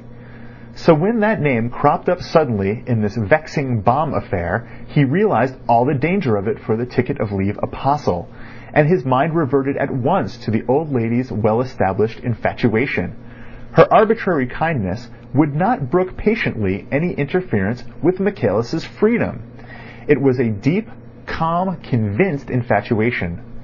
She had not only felt him to be inoffensive, but she had said so, which last, by a confusion of her absolutist mind, became a sort of incontrovertible demonstration. It was as if the monstrosity of the man, with his candid infant's eyes and a fat angelic smile, had fascinated her. She had come to believe almost his theory of the future, since it was not repugnant to her prejudices. She disliked the new element of plutocracy in the social compound, and industrialism as a method of human development appeared to her singularly repulsive in its mechanical and unfeeling character. The humanitarian hopes of the mild Michaelis tended not towards utter destruction, but merely towards the complete economic ruin of the system, and she did not really see where was the moral harm of it. It would do away with all the multitude of the parvenus whom she disliked and mistrusted, not because they had arrived anywhere, she denied that, but because of their profound unintelligence of the world, which was the primary cause of the crudity of their perceptions and the aridity of their hearts. With the annihilation of all capital, they would vanish too. But universal ruin, providing it was universal, as it was revealed to Michaelis, would leave the social values untouched. The disappearance of the last piece of money could not affect people of position. She could not conceive how it could affect her position, for instance. She had developed these discoveries to the assistant commissioner with all the serene fearlessness of an old woman who had escaped the blight of indifference. He had made for himself the rule to receive everything of that sort in a silence which he took care from policy and inclination not to make offensive. He had an affection for the aged disciple of Michaelis, a complex sentiment depending a little on her prestige, on her personality, but most of all on the instinct of flattered gratitude. He felt himself really liked in her house. She was kindness personified. And she was practically wise, too, after the manner of experienced women. She made his married life much easier than it would have been without her generously full recognition of his rights as Annie's husband. Her influence upon his wife, a woman devoured by all sorts of small selfishnesses, small envies, small jealousies, was excellent. Unfortunately, both her kindness and her wisdom were of unreasonable complexion, distinctly feminine and difficult to deal with. She remained a perfect woman all along her full tale of years, and not as some of them do become, a sort of slippery, pestilential old man in petticoats. And it was as of a woman that he thought of her, the specially choice incarnation of the feminine, wherein is recruited the tender, ingenuous, and fierce bodyguard for all sorts of men who talk under the influence of an emotion, true or fraudulent, for preachers, seers, prophets, or reformers. Appreciating the distinguished and good friend of his wife, and himself in that way, the assistant commissioner became alarmed at the convict Michaelis's possible fate. Once arrested on suspicion of being in some way, however remote, a party to this outrage, the man could hardly escape being sent back to finish his sentence at least, and that would kill him. He would never come out alive. The assistant commissioner made a reflection extremely unbecoming his official position without being really creditable to his humanity. If the fellow is laid hold of again, he thought, she will never forgive me. The frankness of such a secretly outspoken thought could not go without some derisive self-criticism. No man engaged in a work he does not like can preserve many saving illusions about himself. The distaste, the absence of glamour, extend from the occupation to the personality. It is only when our appointed activities seem by a lucky accident to obey the particular earnestness of our temperament that we can taste the comfort of complete self-deception. The assistant commissioner did not like his work at home. The police work he had been engaged on in a distant part of the globe had the saving character of an irregular sort of warfare, or at least the risk and excitement of open-air sport. His real abilities, which were mainly of an administrative order, were combined with an adventurous disposition. Chained to a desk in the thick of 4 millions of men, he considered himself the victim of an ironic fate, the same, no doubt, which had brought about his marriage with a woman exceptionally sensitive in the matter of colonial climate, besides other limitations testifying to the delicacy of her nature and her tastes. Though he judged his alarm sardonically, he did not dismiss the improper thought from his mind. The instinct of self-preservation was strong within him. On the contrary, he repeated it mentally with profane emphasis and a fuller precision. "Damn it! If that infernal heat has his way, the fellow will die in prison smothered in his fat, and she'll never forgive me." His black narrow figure, with the white band of the collar under the silvery gleams on the close-cropped hair at the back of the head, remained motionless. The silence had lasted such a long time that Chief Inspector Heat ventured to clear his throat. This noise produced its effect. The zealous and intelligent officer was asked by his superior, whose back remained turned to him immovably, "You connect Michaelis with this affair?" Chief Inspector Heat was very positive, but cautious. "Well, sir," he said, "we have enough to go upon. A man like that has no business to be at large anyhow." "You will want some conclusive evidence," came the observation in a murmur. Chief Inspector Heat raised his eyebrows at the black, narrow back, which remained obstinately presented to his intelligence and his zeal. "There will be no difficulty in getting up sufficient evidence against him," he said with virtuous complacency. "You may trust me for that, sir," he added, quite unnecessarily, out of the fullness of his heart. For it seemed to him an excellent thing to have that man in hand to be thrown down to the public should it think fit to roar with any special indignation in this case. It was impossible to say yet whether it would roar or not. That in the last instance depended, of course, on the newspaper press. But in any case, Chief Inspector Heat, purveyor of prisons by trade, and a man of legal instincts, did logically believe that incarceration was the proper fate for every declared enemy of the law. In the strength of that conviction, he committed a fault of tact. He allowed himself a little conceited laugh and repeated, "Trust me for that, sir." This was too much for the forced calmness under which the assistant commissioner had for upwards of 18 months concealed his irritation with the system and the subordinates of his office. A square peg forced into a round hole, he had felt like a daily outrage that had long established smooth roundness into which a man of less sharply angular shape would have fitted himself with voluptuous acquiescence after a shrug or two. What he resented most was just the necessity of taking so much on trust. At the little laugh of Chief Inspector Heat's, he spun swiftly on his heels, as if whirled away from the window pane by an electric shock. He caught on the latter's face not only the complacency proper to the occasion lurking under the mustache, but the vestiges of experimental watchfulness in the round eyes, which had been, no doubt, fastened on his back, and now met his glance for a second, before the intent character of the stare had the time to change to a merely startled appearance. The Assistant Commissioner of Police had really some qualifications for his post. Suddenly, his suspicion was awakened. It is but fair to say that his suspicions of the police methods, unless the police happened to be a semi-military body organized by himself, was not difficult to arouse. If it ever slumbered from sheer weariness, it was but lightly.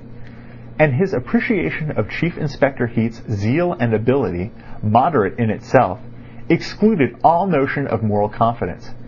"He's up to something," he exclaimed mentally, and at once became angry. Crossing over to his desk, with headlong strides he sat down violently. "Here I am, stuck in a litter of paper," he reflected, with unreasonable resentment, "supposed to hold all the threads in my hands, and yet I can but hold what is put in my hand and nothing else, and they can fasten the other ends of the threads where they please."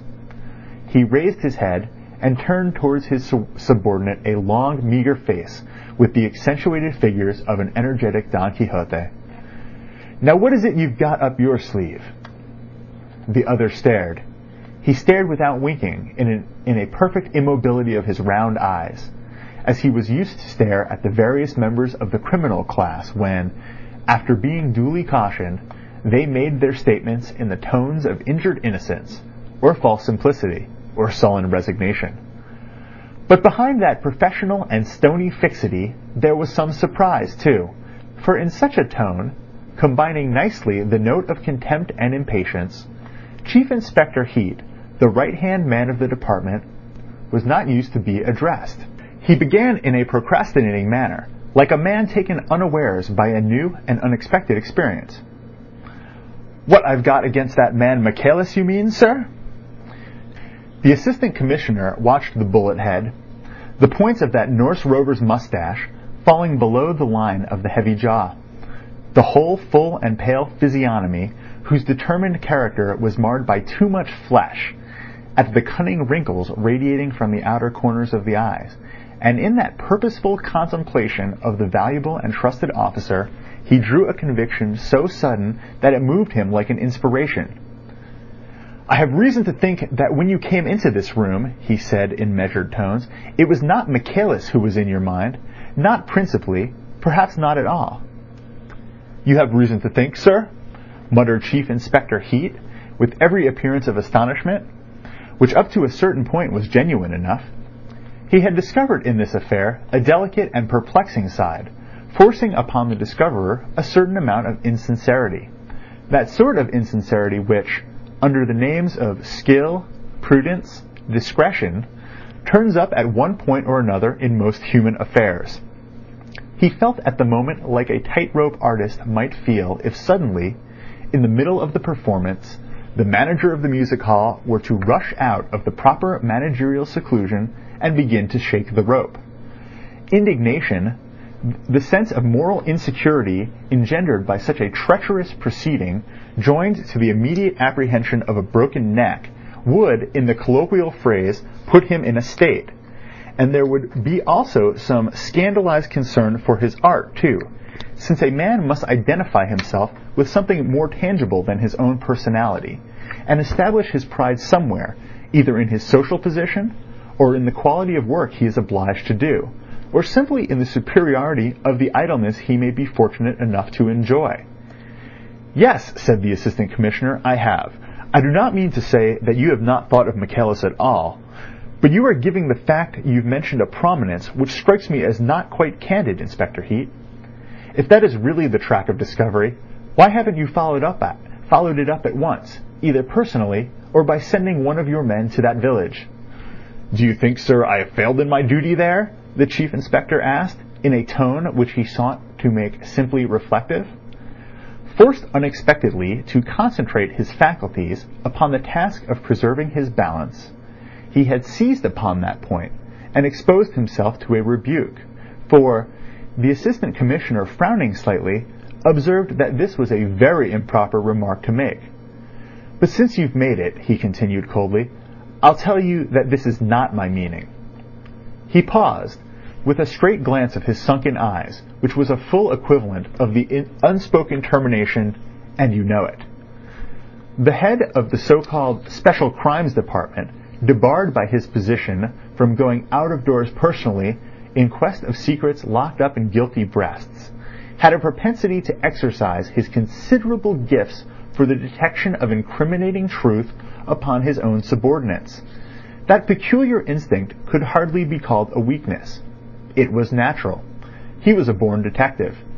It had unconsciously governed his choice of a career, and if it ever failed him in life, it was perhaps in the one exceptional circumstance of his marriage, which was also natural. It fed, since it could not roam abroad, upon the human material which was brought to it in its official seclusion. We can never cease to be ourselves. His elbow on the desk, his thin legs crossed, and nursing his cheek in the palm of his meagre hand, the Assistant Commissioner, in charge of the Special Crimes Branch, was getting hold of the case with growing interest. His Chief Inspector, if not an absolutely worthy foeman of his penetration, was at any rate the most worthy of all within his reach. A mistrust of established reputations was strictly in character with the Assistant Commissioner's ability as detector. His memory evoked a certain old fat and wealthy native chief in the distant colony, whom it was a tradition for the successive colonial governors to trust and make much of as a firm friend and supporter of the order and legality established by white men, whereas, when examined skeptically, he was found out to be principally his own good friend and nobody else's. Not precisely a traitor, but still a man of many dangerous reservations in his fidelity, caused by a due regard for his own advantage, comfort, and safety. A fellow of some innocence in his naive duplicity, but nonetheless dangerous. He took some finding out. He was physically a big man, too, and, allowing for the difference of color, of course, Chief Inspector Heat's appearance recalled him to the memory of his superior. It was not the eyes nor yet the lips exactly. It was bizarre. But does not Alfred Wallace relate in his famous book on the Malay archipelago how, amongst the Aru Islanders, he discovered in an old and naked savage with a sooty skin a peculiar resemblance to a dear friend at home? For the first time since he took up his appointment, the Assistant Commissioner felt as if he were going to do some real work for his salary, and that was a pleasurable sensation. I'll turn him inside out like an old glove, thought the Assistant Commissioner, with his eyes resting pensively upon Chief Inspector Heat. No, that was not my thought, he began again. There is no doubt about you knowing your business, no doubt at all. And that's precisely why I... He stopped short, and, changing his tone, what could you bring up against Michaelis of a definite nature? I mean, apart from the fact that the two men under suspicion, you're certain there were two of them, came last from a railway station within 3 miles of the village where Michaelis is living now. This by itself is enough for us to go upon, sir, with that sort of man, said the Chief Inspector with returning composure. The slight approving movement of the Assistant Commissioner's head went far to pacify the resentful astonishment of the renowned officer. For Chief Inspector Heat was a kind man, an excellent husband, a devoted father. And the public and departmental confidence he enjoyed acting favorably upon an amiable nature disposed him to feel friendly towards the successive assistant commissioners he had seen pass through that very room. There had been 3 in his time. The first one, a soldierly, abrupt, red-faced person with white eyebrows and an explosive temper, could be managed with a silken thread. He left on reaching the age limit. The second, a perfect gentleman, knowing his own and everybody else's place to a nicety, on resigning to take up a higher appointment out of England, got decorated for, really, Inspector Heat's services. To work with him had been a pride and a pleasure. The third, a bit of a dark horse from the first, was at the end of 18 months something of a dark horse still to the department. Upon the whole, Chief Inspector Heat believed him to be in the main harmless. Odd-looking, but harmless. He was speaking now, and the Chief Inspector listened with outward deference, which means nothing, being a matter of duty, and inwardly with benevolent toleration.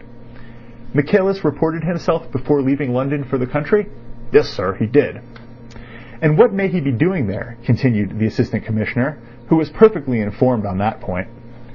Fitted with painful tightness into an old wooden armchair before a worm-eaten oak table in an upstairs room of a 4-roomed cottage with a roof of moss-grown tiles, Michaelis was writing night and day in a shaky, slanting hand that autobiography of a prisoner, which was to be like a book of Revelation in the history of mankind. The conditions of confined space, seclusion, and solitude in a small, 4-roomed cottage were favorable to his inspiration. It was like being in prison, except that one was never disturbed for the odious purpose of taking exercise according to the tyrannical regulations of his old home in the penitentiary. He could not tell whether the sun still shone on the earth or not. The perspiration of the literary labor dropped from his brow. A delightful enthusiasm urged him on. It was the liberation of his inner life, the letting out of his soul into the wide world, and the zeal of his guileless vanity, first awakened by the offer of £500 from a publisher, seemed something predestined and holy. It would be, of course, most desirable to be informed exactly, insisted the Assistant Commissioner uncandidly. Chief Inspector Heat, conscious of renewed irritation at this display of scrupulousness, said that the county police had been notified from the first of Michaelis's arrival, and that a full report could be obtained in a few hours. A wire to the superintendent. Thus he spoke, rather slowly, while his mind seemed already to be weighing the consequences. A slight knitting of the brow was the outward sign of this, but he was interrupted by a question.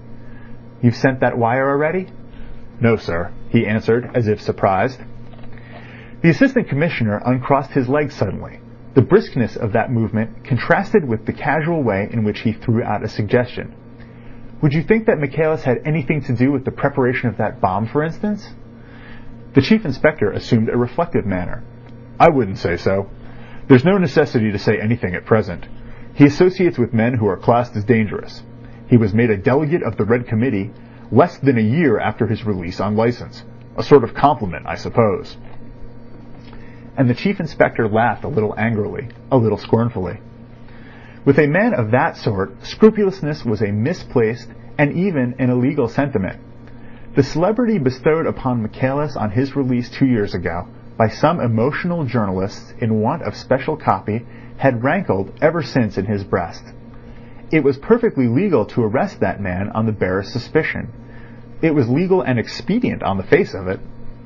His two former chiefs would have seen the point at once, whereas this one, without saying either yes or no, sat there as if lost in a dream.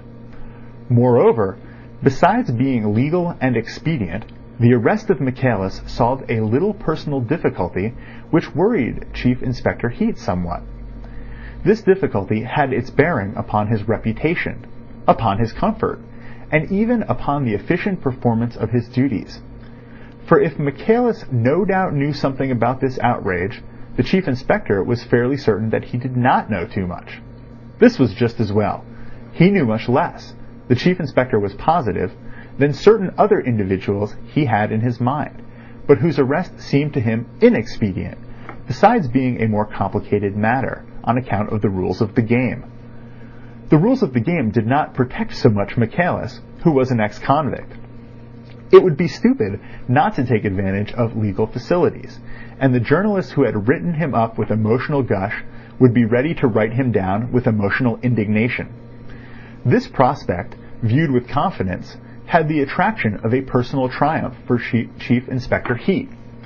And deep down in his blameless bosom of an average married citizen, almost unconscious, but potent nevertheless, the dislike of being compelled by events to meddle with the desperate ferocity of the professor had its say. This dislike had been strengthened by the chance meeting in the lane. The encounter did not leave behind with Chief Inspector Heat that satisfactory sense of superiority the members of the police force get from the unofficial but intimate side of their intercourse with the criminal classes, by which the vanity of power is soothed and the vulgar love of domination over our fellow creatures is flattered as worthily as it deserves. The perfect anarchist was not recognized as a fellow creature by Chief Inspector Heat. He was impossible, a mad dog to be left alone.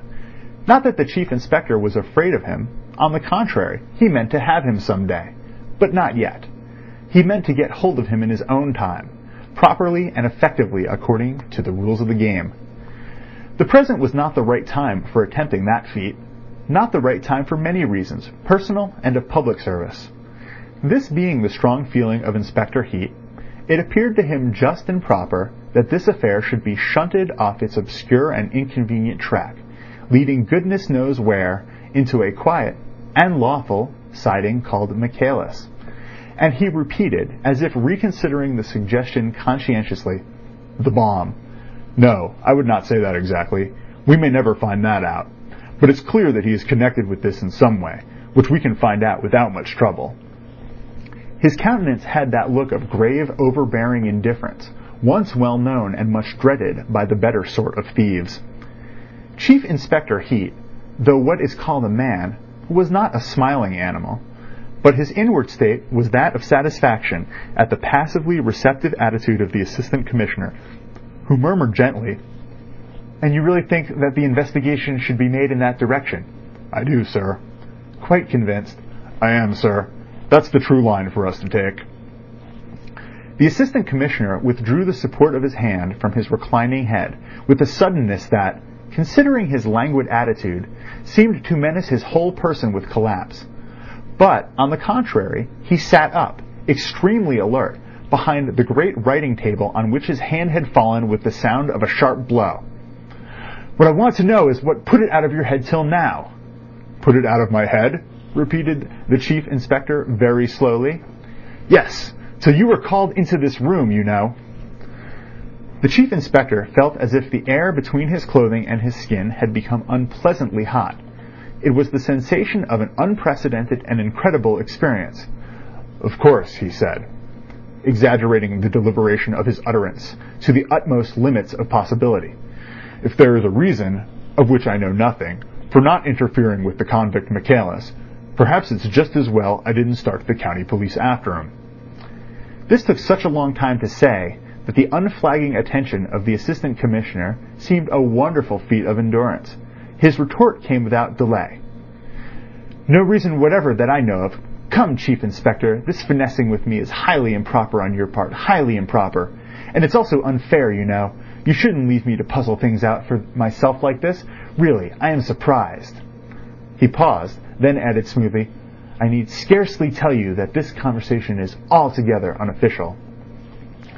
These words were far from pacifying the Chief Inspector. The indignation of a betrayed tightrope performer was strong within him. In his pride of a trusted servant, he was affected by the assurance that the rope was not shaken for the purpose of breaking his neck, as by an exhibition of impudence. As if anybody were afraid! Assistant Commissioners come and go, but a valuable Chief Inspector is not an ephemeral office phenomenon. He was not afraid of getting a broken neck. To have his performance spoiled was more than enough to account for the glow of honest indignation. And as thought is no respecter of persons, the thought of Chief Inspector Heat took a threatening and prophetic shape. "You, my boy," he said to himself, keeping his round and habitually roving eyes fastened upon the Assistant Commissioner's face, "you, my boy, don't know your place, and your place won't know you very long either, I bet." As if in provoking answer to that thought, something like the ghost of an amiable smile passed on the lips of the Assistant Commissioner. His manner was easy and businesslike, while he persisted in administering another shake to the tightrope. "Let us come now to what you have discovered on the spot, Chief Inspector," he said. "A fool and his job are soon parted," went on the train of prophetic thought in Chief Inspector Heat's head, but it was immediately followed by the reflection that a higher official, even when fired out, this was the precise image, has still the time as he flies through the door to launch a nasty kick at the shin bones of a subordinate. Without softening very much the basilisk nature of his stare, he said impassively, "We're coming to that part of my investigation, sir." "That's right. Well, what have you brought away from it?" The Chief Inspector, who had made up his mind to jump off the rope, came to the ground with gloomy frankness. "I've brought away an address," he said, pulling out of his pocket without haste a singed rag of dark blue cloth. "This belongs to the overcoat the fellow who got himself blown to pieces was wearing. Of course, the overcoat may not have been his, and may even have been stolen, but that's not at all probable if you look at this." The Chief Inspector, stepping up to the table, smoothed out carefully the rag of blue cloth. He had picked it up from the repulsive heap in the mortuary, because a tailor's name is found sometimes under the collar. It is not often of much use, but still, he only half expected to find anything useful, but certainly he did not expect to find, not under the collar at all, but stitched carefully on the underside of the lapel, a square piece of calico with an address written on it in marking ink. The Chief Inspector removed his smoothing hand. "I carried it off with me without anybody taking notice," he said. "I thought it best. It can always be produced if required." The Assistant Commissioner, rising a little in his chair, pulled the cloth over to his side of the table. He sat looking at it in silence. Only the number 32 and the name of Brett Street were written in marking ink on a piece of calico slightly larger than an ordinary cigarette paper. He was genuinely surprised. "Can't understand why he should have gone about labelled like this," he said, looking up at Chief Inspector Heat. "It's a most extraordinary thing." "I met once in the smoking room of a hotel an old gentleman who went about with his name and address sewn on in all his coats in case of an accident or sudden illness," said the Chief Inspector. "He professed to be 84 years old, but he didn't look his age. He told me he was also afraid of losing his memory suddenly, like those people he has been reading of in the papers." A question from the Assistant Commissioner, who wanted to know what was number 32 Brett Street, interrupted that reminiscence abruptly. The Chief Inspector, driven down to the ground by unfair artifices, had elected to walk the path of unreserved openness.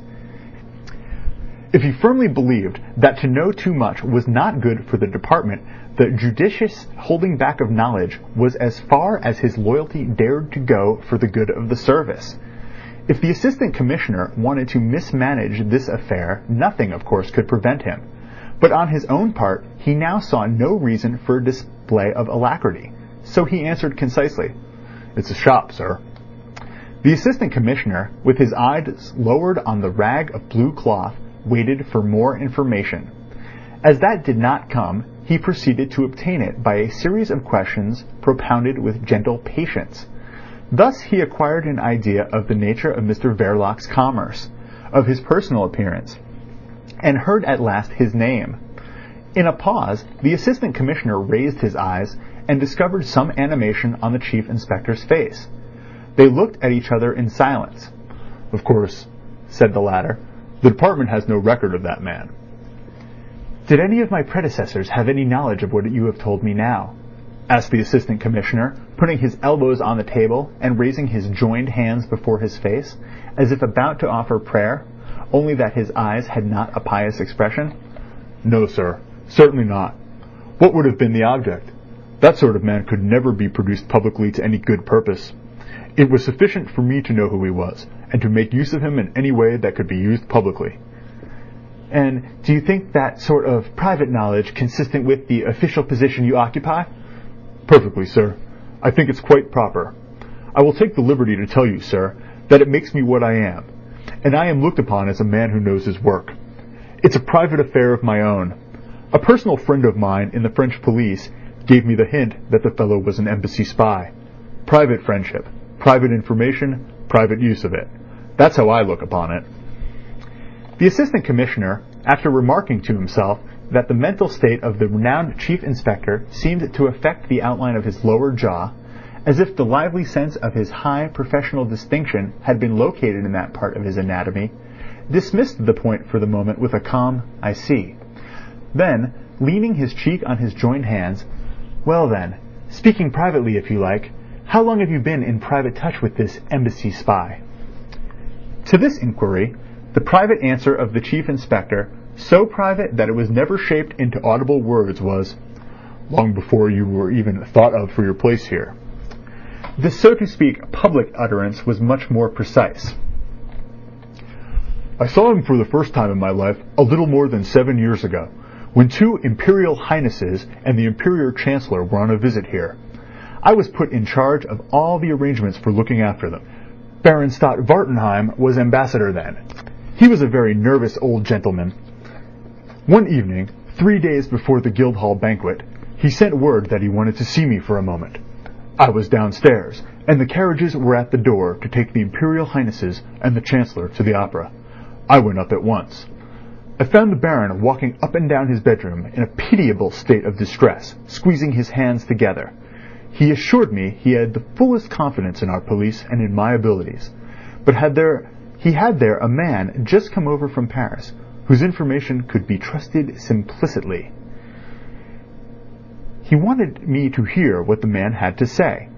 He took me at once into a dressing room next door, where I saw a big fellow in a heavy overcoat sitting all alone on a chair, and holding his hat and stick in one hand. The Baron said to him in French, 'Speak, my friend.' The light in that room was not very good. I talked with him for some 5 minutes, perhaps. He certainly gave me a piece of very startling news.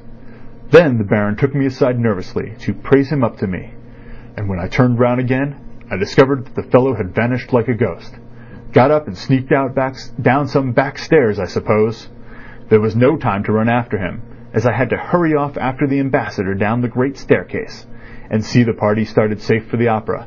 However, I acted upon the information that very night. Whether it was perfectly correct or not, it did look serious enough. Very likely, it saved us from an ugly trouble on the day of the imperial visit to the city. Some time later, a month or so after my promotion to chief inspector, my attention was attracted to a big burly man I thought I had seen somewhere before, coming out in a hurry from a jeweller's shop in the Strand. I went after him, as it was on my way towards Charing Cross, and there, seeing one of our detectives across the road, I beckoned him over, and pointed out the fellow to him, with instructions to watch over his movements for a couple of days and then report to me. No later than next afternoon my man turned up to tell me that the fellow had married his landlady's daughter at a registrar's office that very day at 11:30 a.m., and had gone off with her to Margate for a week. Our man had seen the luggage being put on the cab. There were some old Paris labels on one of the bags. Somehow I couldn't get the fellow out of my head, and the very next time I had to go to Paris on service, I spoke about him to that friend of mine in the Paris police. My friend said, "From what you tell me, I think you must mean a rather well-known hanger-on and emissary of the Revolutionary Red Committee. He says he is an Englishman by birth. We have an idea that he has been a good few years now a secret agent of one of our foreign embassies in London." This woke up my memory completely. He was the vanishing fellow I saw sitting on a chair in Baron Stadtwartenheim's bathroom. I told my friend that he was quite right. The fellow was a secret agent, to my certain knowledge. Afterwards, my friend took the trouble to ferret out the complete record of that man for me. I thought I had better know all there was to know, but I don't suppose you want to hear his history now, sir. The Assistant Commissioner shook his supported head. "The history of your relations with that useful personage is the only thing that matters just now," he said, closing slowly his weary, deep-set eyes, and then opening them swiftly with a greatly refreshed glance. "There's nothing official about them," said the Chief Inspector bitterly. "I went into his shop one evening, told him who I was, and reminded him of our first meeting. He didn't as much twitch an eyebrow. He said that he was married and settled now, and that all he wanted was not to be interfered in his little business.